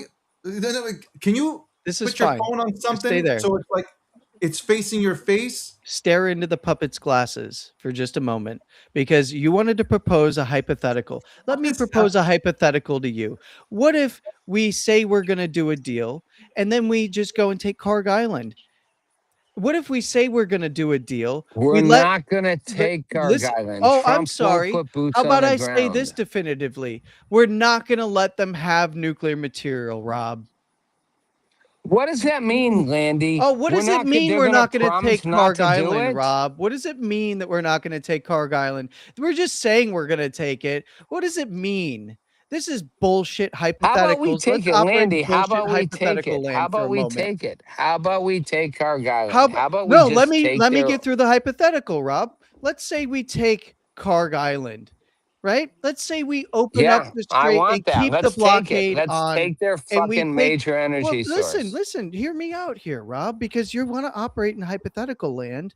Let's say that we No, say I'm we're not going to do a hypothetical. deal. I want to do it. Let's say we do a I don't want a deal deal. I and want we to get take what their Rob fucking energy wants. infrastructure We out. take Carg Island like we say and keep threatening to do. And then we also beat the ever-loving fuck off of their asses here. They're just shitting in barrels Landy's of wound oil up. that are Landy's full wound because they've up. got a shut-in going internally while we take Carg Island. They start collapsing from within. They go to run to London. We catch them, and then we actually invade, and we're there for 20 years. How would you feel about that? Another 20-year war. You know How about what, a Landy? GWAT You want my 2.0 answer? fighting You cell know what? regime? I'll take a 20-year war to end the Rob, fucking nuclear threat. you are on Seriously, the I'll wrong take a side of history 20-year if war to that's end the what you nuclear want, threat. is my point. If that's what you All want, I gotta that's say, what you're going to David, get. I gotta say, I never heard Landy this wound up. I love it, Landy. I love you on passion mode. I love you on you've gone into The last hyperdrive. I time I love was in Washington, D.C., Rob, I had a conversation with a Democrat He's wound senator. up, David. He's And wound that up. This is Democrat good. senator said to me, while their staff was sitting there, that what is being Look at done in Landy Iran dropping right names. now. Talking to a Democratic senator. Well, you got to talk to both sides. You know this. You worked with No, I them. meant you talking to senators. You're like Well, it's good. It's good. You know yes, you're this owning your Democrat influence. senator, by the way, and his team are actually. I actually like this particular person. I don't like the way they voted on Who the is SAVE it? Act. Just say who it is. Just say who it It was is. John Whatever. Who Fetterman and is his it? team. But one of Okay. the things that he said was John Fetterman, which one of the he's the things that only he one who's said rational on that in side. He's the regards only to rational Iran Democrat in this. and his team, the person, one of his staff members there, I thought they were going to cringe to death because they hated this. He said, what Trump is doing with Iran is he's playing the same game they're playing. He's going to lie to them over and over and over and over again. And this is exactly what we need to do. And you're just going to crush them and squeeze them out over time, was essentially his point. And his staff member, you could have fucking knocked them over with a goddamn feather, because they could not believe that a Democrat was saying this. And you want to know something? This is actually indicative of conversations that are going on the Democrat side. They actually know what he's doing. They understand what he's doing, but they can't come out and say it because they need to win the midterms. But Fetterman can. Can we take a second? Hold on. Can Can we take a second, David? Can we take a second and acknowledge Landy's come out from under the... I know he's still got the puppet with his hand up the butt, but whatever. I'm a nobody. Landy's I'm a come out. As Simply Landy's come out. No, hold on. Can we acknowledge Landy's coming out? Hold on. Can we acknowledge Landy's coming out and telling the truth, which is powerful? Like, he's sitting there talking to the people that matter. If anybody listening thinks Landy's just saying shit, he's like, no, I'm actually talking to the people in power, which is kind of impressive, to be honest, Landy. You're talking to the people that matter. And Fetterman is probably the only Democrat that gets this. He's the only one that matters. Congrats to you that you're no, but congrats to you, Landy. You're talking to them. You don't sell yourself enough, David. Landy has access. Like, anybody listening should not think Landy's just giving his... You can say I'm giving my opinions. I had access a long time ago. Landy's got real access. It's kind of powerful. But Rob, I know, and Landy, David, I know you're smiling. I know laughing, Landy has whatever, access. I know Landy has access, but I'm not going to put his business out there. Landy wants to talk about it. He can. At the end of the day, I do believe. Well, he just did. He just did talk about it. No, but hold on. I'm going to take Landy. Hold on. Rob is a Republican, right, Rob? Hold on. Let me say something real quick. I'm not a Republican or a Democrat. I'm an independent. 10-second delay. Hold on 1 second. Cricket Wireless. You're sponsored by Cricket today. Let me say one thing. Oh, wow. Let's get him as a sponsor. Landy might have access to certain information, but at the end of the day, like, I really do believe he speaks. These are his views. Like, this is how he views things. Yes. And I'll side with him respectfully. I side with him more than I do with you, because you're more of a libertarian. It's okay. No. You're more of a libertarian, like, liberal. I don't know. You're somewhere. You're definitely not a Republican. Don't call me a liberal. No, you are a liberal. You're like an old liberal. school. No. I was giving you a compliment. You're like an old school liberal, which is not bad. Okay, like, you're a liberal, and there's nothing wrong about it. But for me, I side a little bit with, more so with, obviously, with Landy than you, because, like, you're just like, you talk about Trump in a way that it's like, it sounds like you watched an episode of CNN's Town Hall with Abby Phillips. No. So, but you see, even your no was like, damn, he's right, because you know I'm right. You know what?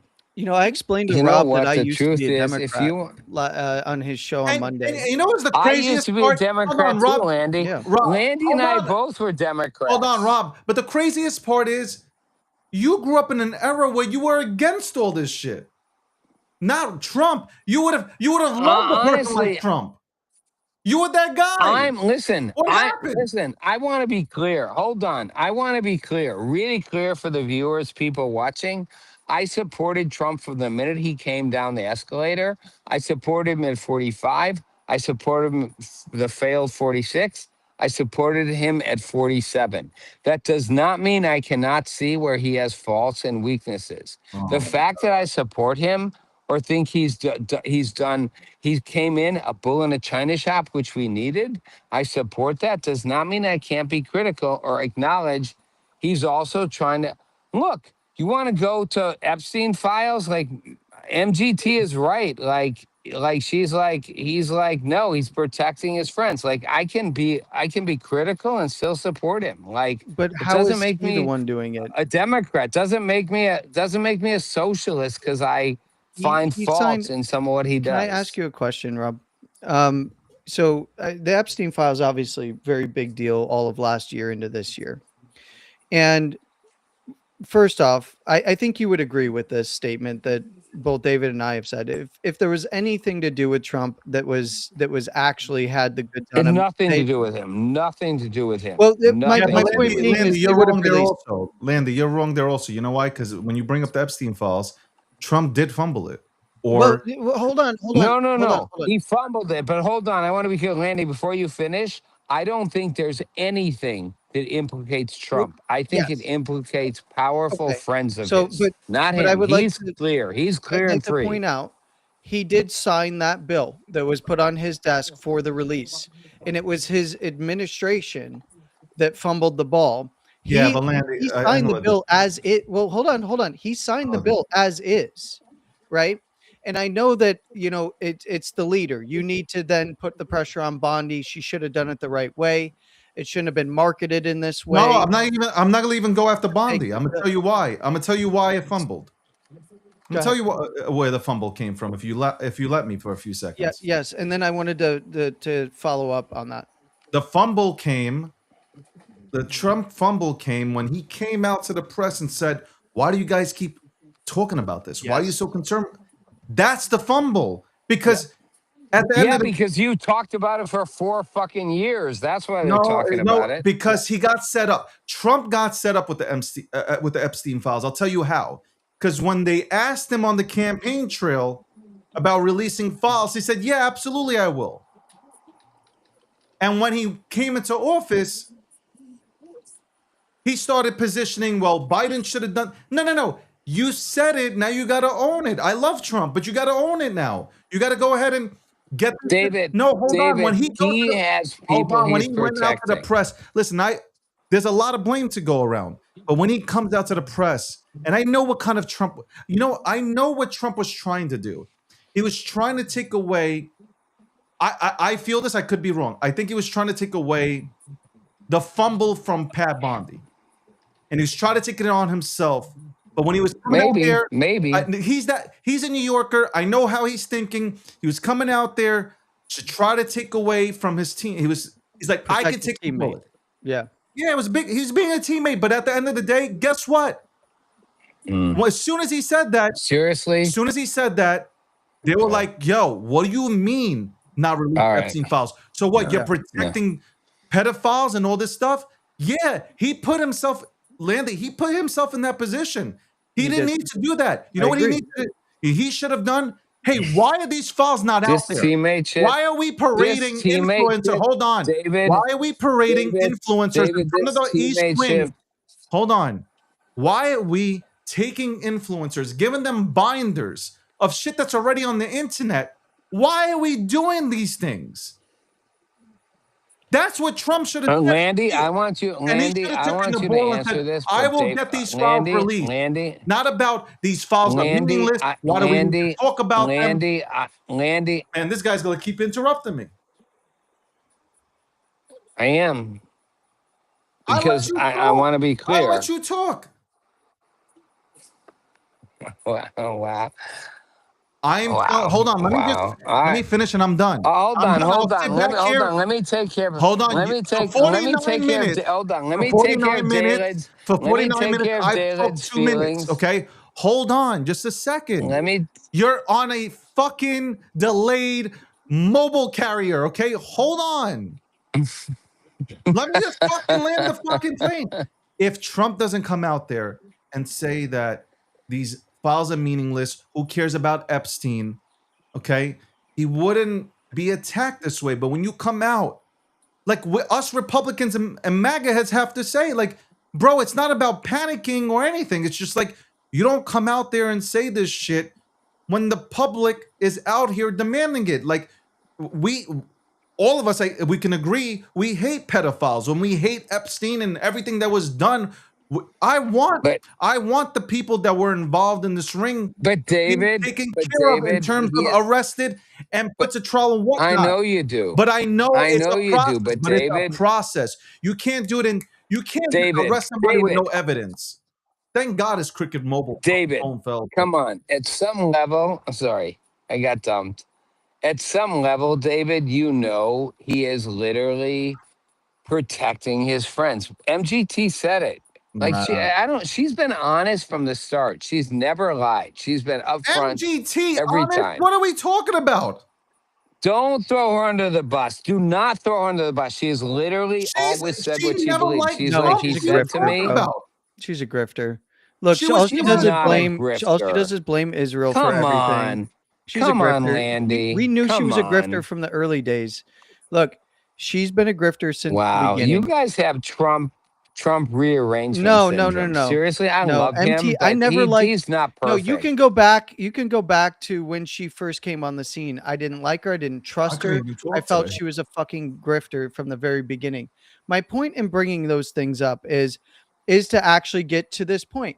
All of these people, the only thing that they talk about is how Israel controls the United States, how Israel controls the presidency, how Israel is the one to blame for everything bad that has ever happened in the world ever, and that the entire administration is captured by Israel. They literally have, like I said, you have Iran Yeah, you're derangement right. syndrome. They You're have right about Israel that. You're right derangement about that. syndrome, right? You're right about that. So You're absolutely right about that. here's the big problem here.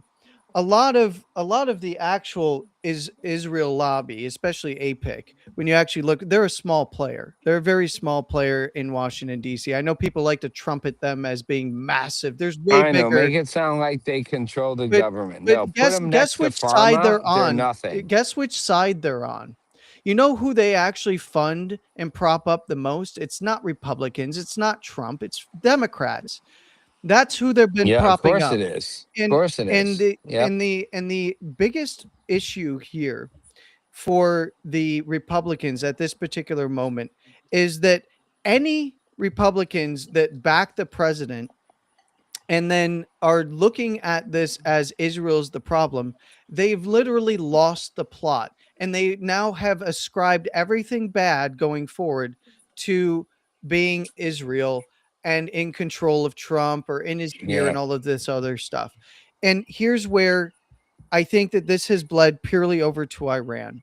And now with everything that has happened with Iran, it comes through this lens, and this is the media also helps push this out there, right? Because you have anti-Israel on the left, right? Whether it's Israel Palestine, going back to that, or whether it's Israel facilitating the war in Ukraine, or whether it's Israel via the United States doing it, and then Israel doing this and controlling the United States via their threats in the Middle East and their threat to strike Mm-hmm. and all of this other Mm-hmm. stuff, right? Mm-hmm.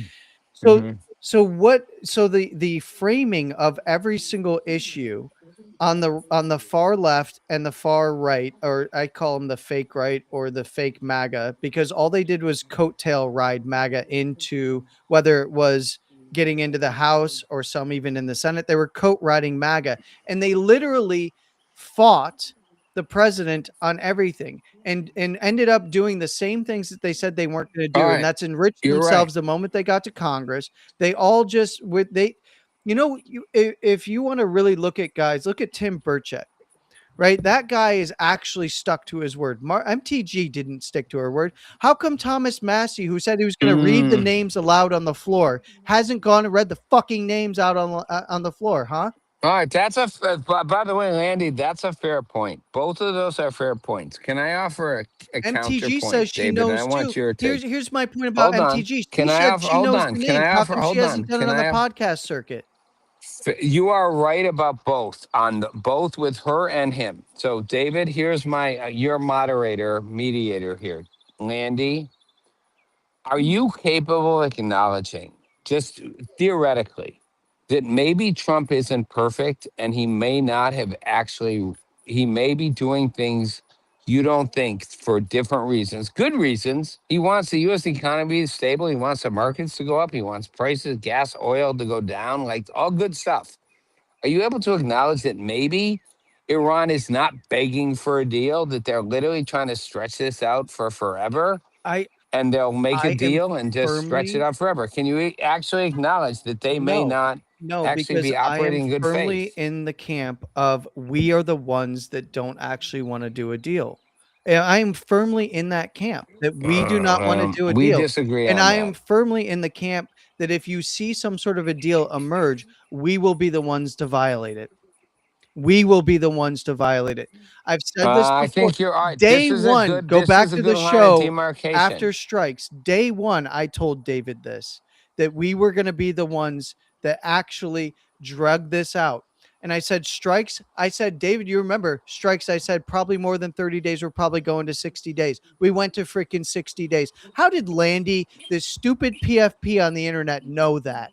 How did Landy know that we were going Well, to? let's not No. put you down here. You're I super want you to smart. I want you You're to not. understand it's more than just being smart. It's because I do understand what's going on, because there's other reasons why. But one of the big things here is that why has it been playing out? It's not just based on the internet, it's based on the understanding of what they are actually doing. It is understanding that we went 60 days, we go to a ceasefire because we flatten them. Now we can blockade them, and we are much lower risk than if we had to blockade them before flattening them. Now we can move ships through the strait. Now we have a stranglehold of Yeah. the actual negotiations because So we have the power now. They don't. Why would we Landy, want to Landy, capitulate and give up power? Landy, let me ask you one simple question. Then I totally want David, who I know wants to jump in on this. Then why don't we go? Listen, you open the Strait of Hormuz, we will lift the blockade, but only when we have the uranium. The blockade remains until we have your uranium. Why would we not be like, there's no lifting of the blockade until we get the uranium? Why would we be like, okay, now we'll lift the blockade because you said you won't have nuclear weapons? Why not? Hey, Because I can. we lift it. We lift it. We lift it when we get what we want, not before. Okay. Why not? Why not, By the Landy? way, Why not? It's not like we're going to Can leave. hold on one second. I want to answer some. They ahead. pick pro-Israel candidates. That's the whole point. Let me tell you something, man. I know you guys are brainwashed from mainstream media and some of your favorite, rage baiting influencers on here. Wow. Here goes David throwing on. us under the bus. No, No, not not you us, guys. not Both of us. us. I'm We're answering the. tossed under the reading the I know bus. you don't see that. Landy, we got two buses coming at No, us. He's reading I'm the so- chat. Not I'm us. reading the chat. I know you don't know how to read, but I'm reading this chat over here. And on the right, somebody said that. So I'm saying that at the end of the day, number one, it's funny how you guys think that Israel's going to be wiped off the map. That's never going to happen. Israel, I am 100% behind Israel when it comes to them having a land. Okay. Me too. So, like, Too, the David. whole shit, you'll never turn me against Israel. Okay, like I don't know you and to think that the United States of America, there are people that are bought out by Israel or Israel runs America, you're fucking stupid. Okay, let me just say this Agreed. again to Agreed. you are dumb. Okay, because Israelis in Israel believe that America runs Israel, and Americans in America believe that Israel runs America, which is not true. You guess what? Yep. The little Yep. money that APAC donates to whoever, left or right, is nothing compared to what Big Pharma donates into the pockets of your favorite These are Democrat or facts. These are Republican. facts. Okay? These are Qatar. facts. And if they you donate want, a massive amount. I can Yep. bring out a whole list Yep. of numbers for you guys because you sound stupid. Okay. You know who runs America? It's Big Pharma before you even want to go ahead and put Israel into the Yep. fucking equation. Okay. Yep. And if Israel ran shit, then they would be reporting positively about Israel on the news and not negatively. And you wouldn't see, by the way, the guy who Yep. is owned You're by right. Israel. You're right. You talk about Trump being owned by Israel. It's funny how Trump is smacking the shit out of Bibi, okay? And talking about what the fuck are you doing, which has been recorded and written out by liberal media, okay? Your boys, liberal media, are writing it out that Trump has been smacking around Bibi, okay? Nobody, and I'm telling you right now, whether you like Trump or not, nobody can control Donald J. Trump. Nobody. This man will do as he pleases, okay? Period. You're not going to have any advisor, vice president, secretary of state telling Trump how he needs to fucking act, okay? You can tell that by his goddamn social media account. So you guys are fucking idiots. It's time to wake up. Stop listening to Rachel Maddow or whoever the fuck you're listening to, okay? Your favorite influencer that knows that by saying Israel is bad, okay, that automatically they get 1 million fucking impressions. Maybe just maybe you fucking think for once in your fucking life and realize that Israel controls nothing. AIPAC and their little $5 do nothing. They do not control mainstream media, because if they did, then the messaging would be a little bit different. And you would be on different side of the fence, and you wouldn't see things that you're not supposed to see, air quotes, right? So when you say that, you sound like an idiot, and you're feeding right into the fucking machine. So, David, you just, first of all, you got your great social media clip. But I will say this. First of all, hold on. You're muted yourself. But hold on, it's good. First of all, you're right. Israel is not controlling Trump. That said, when you say nobody controls Trump, I agree. But that said, I think Trump does play to influences that he wants that are in his best interest. He is not fucking God. He is not fucking Jesus. Like, I do think that he has interests, and some are for the better of the country, some the better for himself, some the better for his friends, the Epstein files, some are the better for the big corporate interests, which could benefit the country. But I don't think he's not without influences. That's all I'm saying. He does have influences. I don't think Trump is the Israel's type of running person him. that, yes, when he's in a room, you can sway him a little bit when you talk and praise him. But you will not make, like, Trump will not allow, when it comes to being a leader, he will not allow this perception that BB controls him. Like, Trump, He doesn't control him. I don't think Israel controls Trump at all. Whatever BB says, he jumps. Trump is, I voted for Trump. There's many reasons why, but one is his ego. His ego is so fucking huge that he will not let not a single person outshine him. I agree. I actually agree with you about this. So this saying is you that and I agree. I do you absolutely imagine agree. to say that Israel owns Trump and they're dictating the terms? I don't think they do. I don't think they own Trump I'm saying 1 these second. people that tune in to these people that sit on social media all day in a goddamn space, boots on the ground, reporting Mario High, reporting on these things. You are clueless Wow, you about just threw geopolitics, Mario and under you're the just bus. You clueless just threw Mario about under the culture. bus. Let's go for it.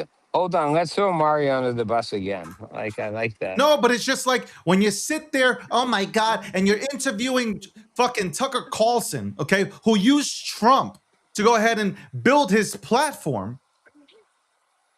Like, please, like, can we fucking be adults for once? Sit back regardless of your fucking religion and just call for what it is, okay? It's a bunch of people in an era of rage baiting that are using something that's currently popular and trending right now. And that is, if you say something bad about Israel, you're going to get more likes than if you say something positive about it. That's it, okay? Totally true. And Totally true. Zionist, you know what Zionist means, you idiots that walk around here and say, true. oh, you're Zionist. Zionist means that Jews or Israel has the right to exist. That's what it means. That is all that it means. And I know that it's hard for you to comprehend because you don't understand anything. You have an education of a 5th grader. You've never studied geopolitics, and you couldn't show me Israel on a goddamn map.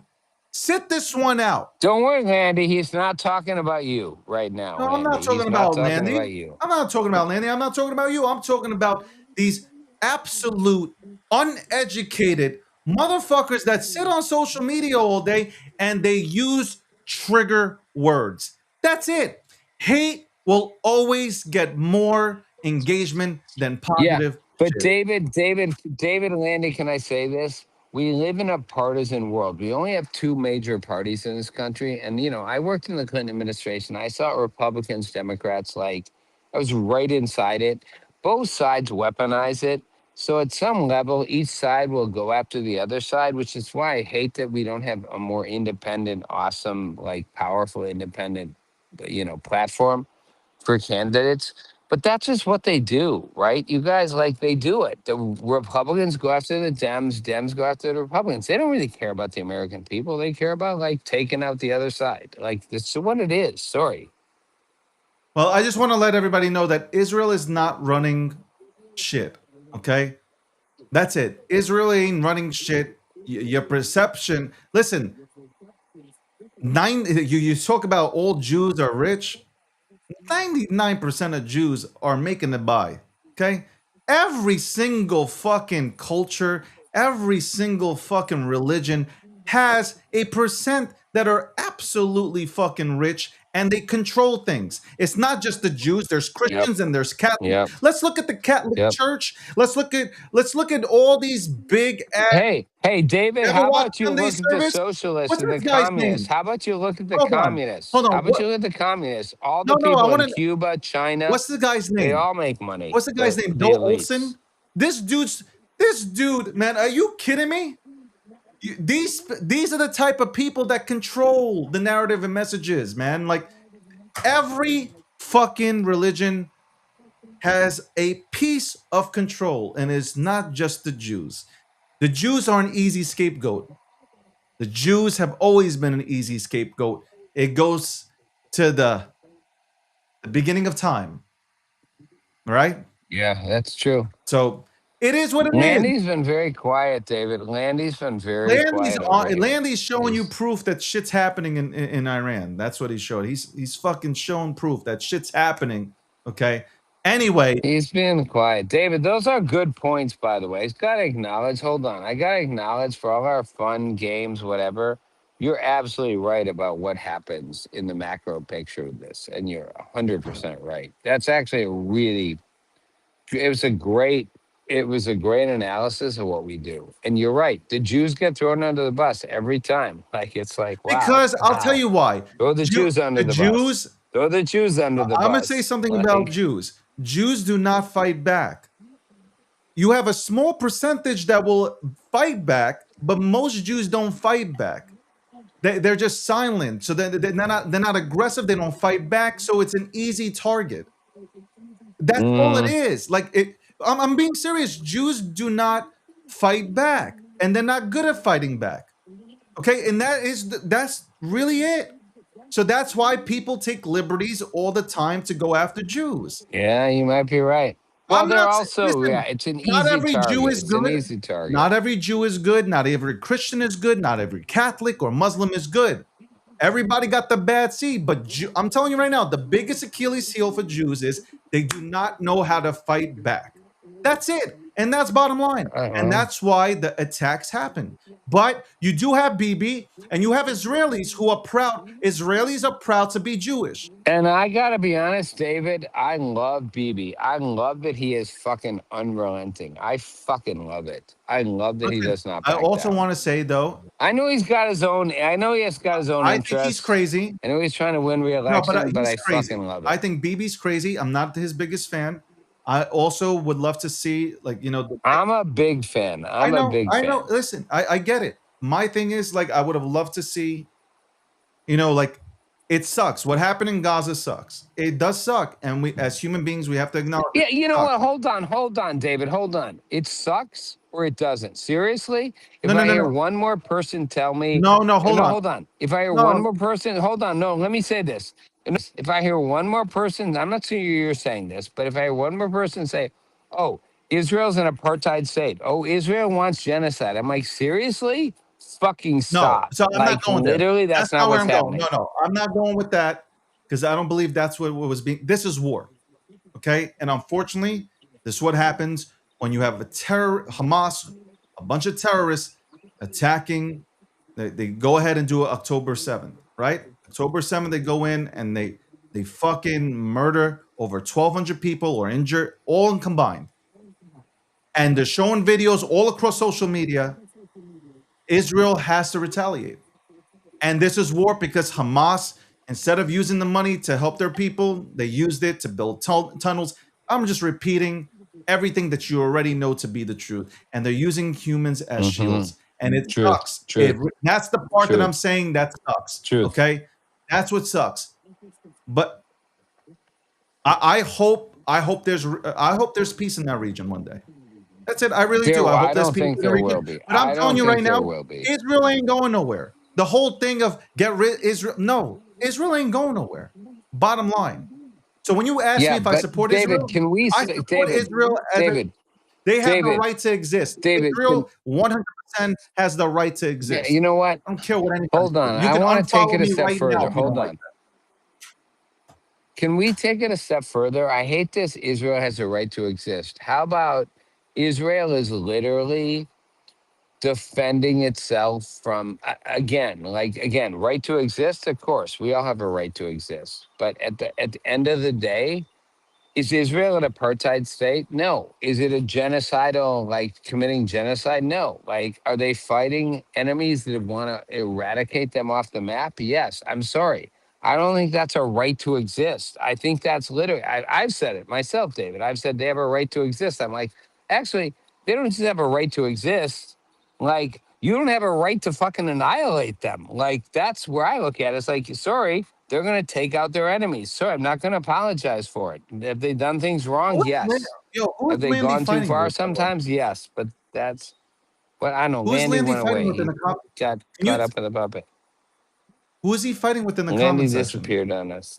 I I don't Oh know. no, can't I'm see I it. don't here. know. He's I'm not here. I'm speaking. right here. Bro, who you fighting with? Oh no, Are you talking to yourself? today's the day where the haters want to come in and come for the puppet. See, what they don't Who? realize is that the puppet actually knows more about blockchain Hold than on, I this don't kid even see it. here. Let me look at my account. This I kid can't here, see it. he's trying to say, "Oh, he doesn't know anything about crypto or blockchain. How do you know anything? You don't have any real data." Really, brother? I push Who? I don't know Oh, this this kid? some troll. I don't care. But the funny part is like it's just there's a lot of trolls that come in. They like to come at the puppet. Everybody likes to come for the puppet, but why don't you come for the puppet when you're pushing 50 gigawatt hours out of energy to the Bitcoin network? And that's just one site for off-grid Hold on. flare Okay, gas mining for let me Bitcoin. say this. I don't know Let me, about blockchain, brother. You don't know I'm anything jumping in. about I'm blockchain jumping compared to in me. now. Okay. Hold on one second. Number one, see, this is the problem in crypto. I'm going to explain why there's a problem in crypto and why you're currently sitting on negative 100% bags. The reason is you people like NFT King, people like you chase out the OGs out of this space. Somebody like Landy goes ahead, puts out content, and stands on it whether they're right or wrong. Go look at my fucking timeline. I haven't deleted shit whether I was right or wrong. At that time, that is our opinion. That's what we research it, we look, we put it out there. Nobody's ever fucking charged you a goddamn cent for it either. So this is what you do. You guys don't know how to be positive. You're not builders. You're critiquers. You sit there, your Monday morning quarterback shit, okay? And you look for ways to go ahead and instead of congratulating motherfuckers for coming out Yeah. here and trying to build in a space that is still relatively young, you chase people away. You chase Yeah. people away and you make people have paywalls because nobody wants to fucking deal with you. Okay? You people that come in here that don't listen, you can have a difference of an opinion, but to then come in here and discredit people for fucking hours of research, putting it together and giving it to you for free. That's the problem, and that's why you chased out so many Yeah. goddamn I'd veterans like to that thank you retired. for seeing as they're in the You're NFT right, space. David. You're right, David. And And Landy, hold I on, was one of the Landy, biggest Landy, you I had deserve. a massive stake in Hold on. Ethereum when the gas fees are really high. So I appreciate that because you were paying me money hand over fist the entire fucking time, brother.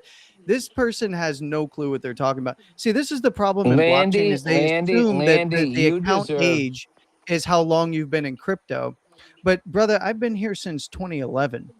All right. I've been around for a long time. Landy, I'm part of the infrastructure that you guys like to come and build on. Okay.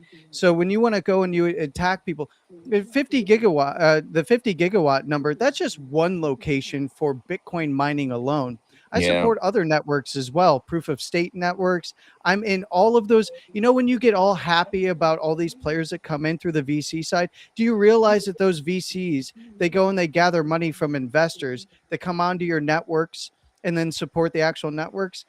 That's us, brother. That's us. You have no idea who you're talking to. You might be looking at a Bitcoin puppet on the other end. You look at the account, you're like, well, this thing's been around since 21 and I've been here since 17. You're Landy, not an OG. You're whack. You're here Lan- talking NFTs yes, still, yes, like it's Landy, still the yes. holy Landy. grail of blockchain. Go fuck yourself. Landy, hold on. All right. Hold on. Everybody calm Landy, down. And Landy, Rob, can you I'll let you guys get your last words. Hold on. hold, It's because I'm not heading towards a hold on? 6-hour show. I want to Hold just on. say this. I will give you the mic. I know you're just on want to freaking say wireless. this Hold real on. quick. Hold on, Rob. One second. I'm gonna give you 60 seconds, and I'm gonna give Landy 60 seconds to wrap this up. I Well, want to no say criticism of Landy here. we This were is going. an acknowledgement. Landy, Hold on, hold on. Rob. Landy, can you hear me? Rob, hold on one second, bro. I just want to say, to end on the crypto topic, I believe that SpaceX might be the catalyst that takes. It might be the catalyst in the same way that the Wall Street bets and the Roaring Kitty were the catalyst back in 2021 to go ahead and send the markets. Yeah. I'm just gonna put that out there. Rob, you got Yeah. 60, then Landy. All right. All right, Landy, I just want to say about your comment about you, which again, I love that you said that. So I don't know. A lot of people might not know who Craig Sellers was, part of Tether, the whole thing, right? I watched Craig Yeah. Sellers listen to a couple older man and woman who were literally trying to explain why he was full of shit. And I was like, wow, he did what you did. He was like, I was like, seriously, why didn't you tell him to shut the fuck up? Like, they have no idea what they're talking about. He's like, oh, okay.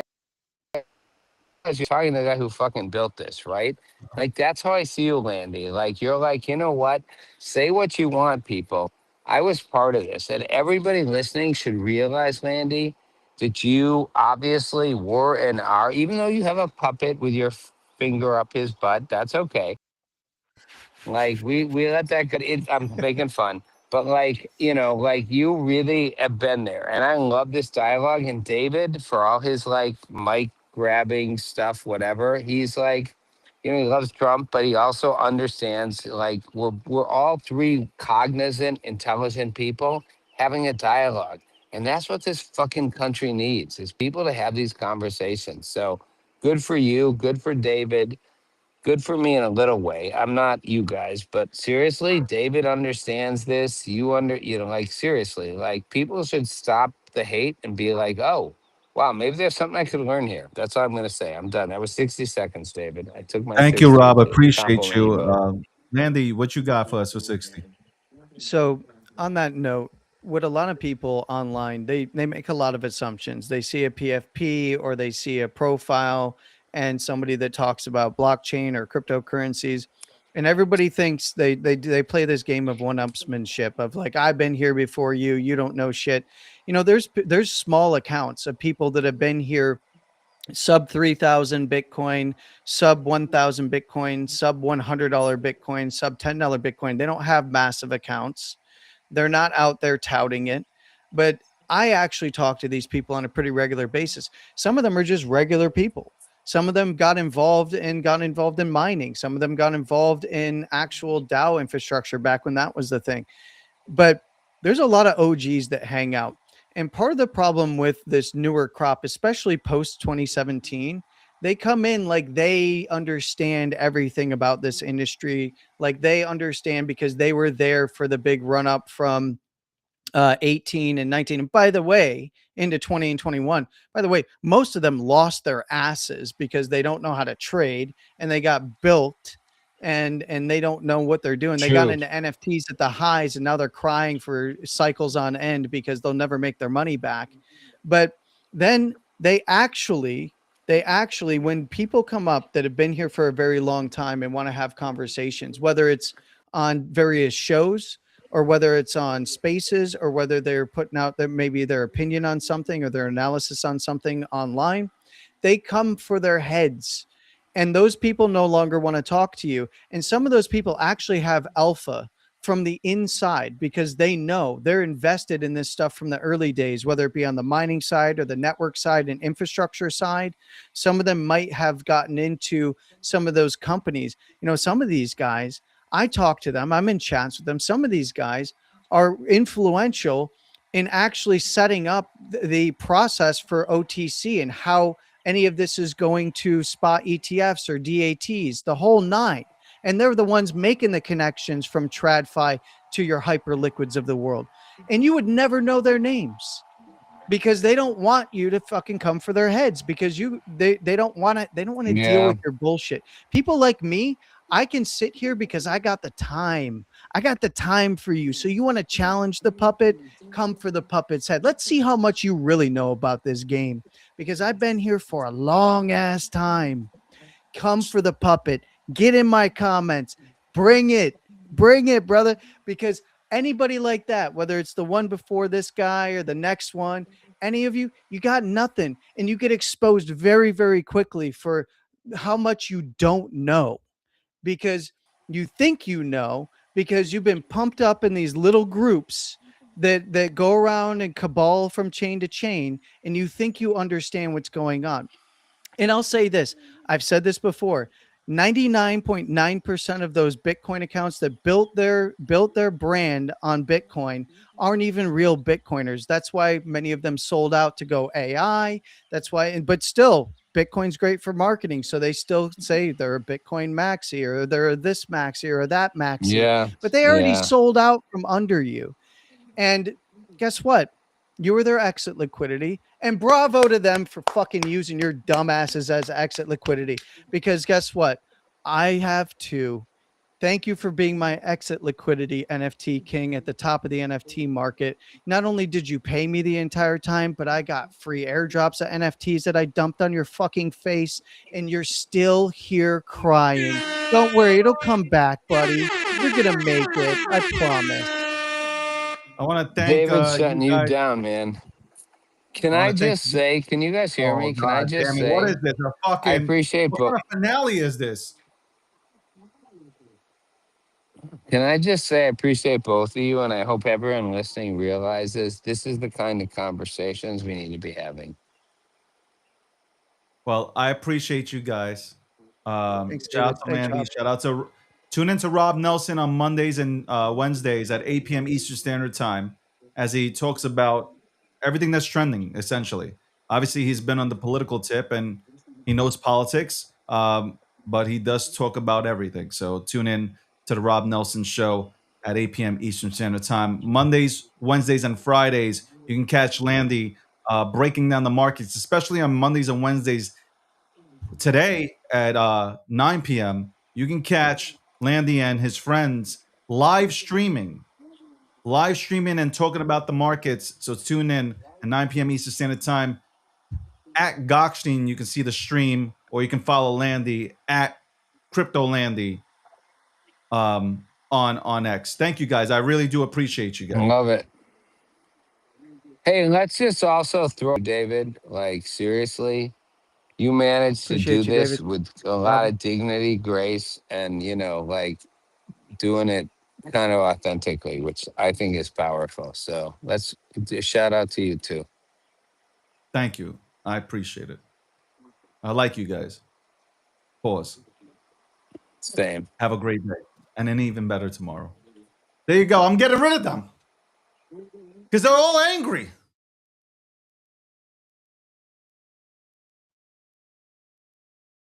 It's fucked up when you disrespect people. Like I felt Landy's pain. Like fuck you disrespecting people for, man.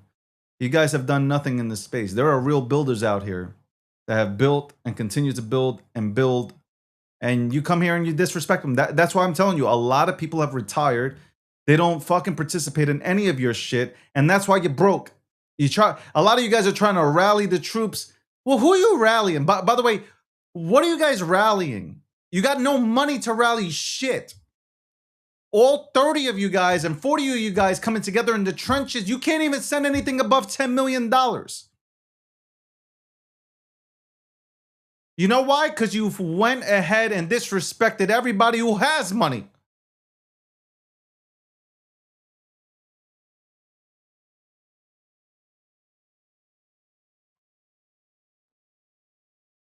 And it's the truth. You guys get happy when you hit 500K. You can't send nothing. Y'all can't do shit. All 500 people in a goddamn chat can't send something past $10 million. That's because you chased away every single person who actually came here to sing Kumbaya, wanted to see everybody win together, built things, and now you chased them away. So you're next to some kid who's playing Fortnite, who's dumping a fucking percent of tokens for $3 profit on your fucking forehead. That's what's happening. Shout out to Tristan for coming on. Tristan Thompson came on. Shout out to Tristan for coming on. We had a good conversation. Hopefully we'll bring him back on later in the year. Obviously to touch on, I definitely want to touch on the finals and see after, they're over and see who wins. And obviously I got Knicks in 5. My mayor's still what? How's it go? My mayor's still Muslim. My bagel's still Jewish.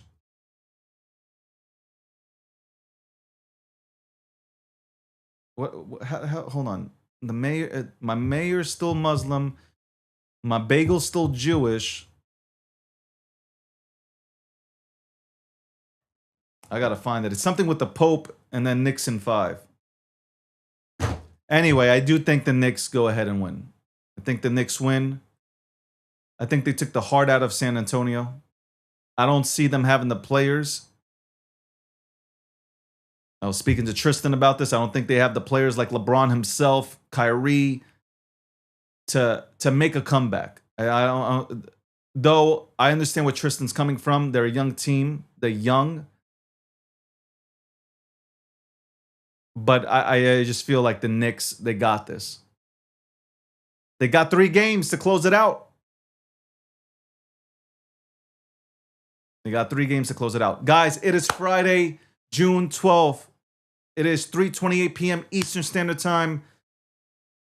It's going to be a beautiful Saturday here, almost 90 degrees, and I'm going to enjoy it. I hope you guys enjoy it, okay?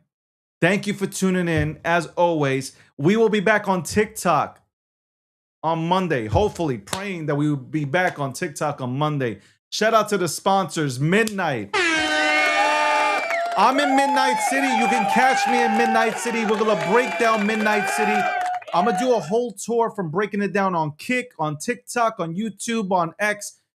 I'm going to do this to where it's not a multi-stream. We're going to do this one by one as well.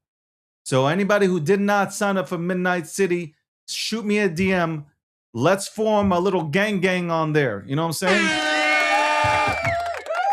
Polymarket is the official prediction market sponsor of this show and the DG brand. Shout out to them. Cake Wallet doing great things. I might go ahead and do something where if you show me that you've downloaded the Cake Wallet, I might do a giveaway in a thread. I'll post it. Anybody who shows a screenshot is eligible to go ahead and win. I don't know. Maybe I'll do $500. Maybe I'll do $3. I don't know. It depends on my mood. But $500 in Bitcoin, or maybe 1 Monero. I don't know. We shall see. Maybe 2 Litecoin, 3 Litecoin. Make sure you download Cake Wallet and have a screenshot of it to participate. Maybe we'll do it next week in Quad Network. We're going to have Dr. K on here on Thursday, and we're going to break down the network a little bit, okay? For 20 to 30 minutes, we're going to break down the network and how it benefits Bitcoin, okay? On that note, if I can find my goddamn mouse. If my mouse is not working, yo, this is great. My mouse is not working now. What the fuck is going on? The monitors, the mouse. Are you serious? The mouse is not working.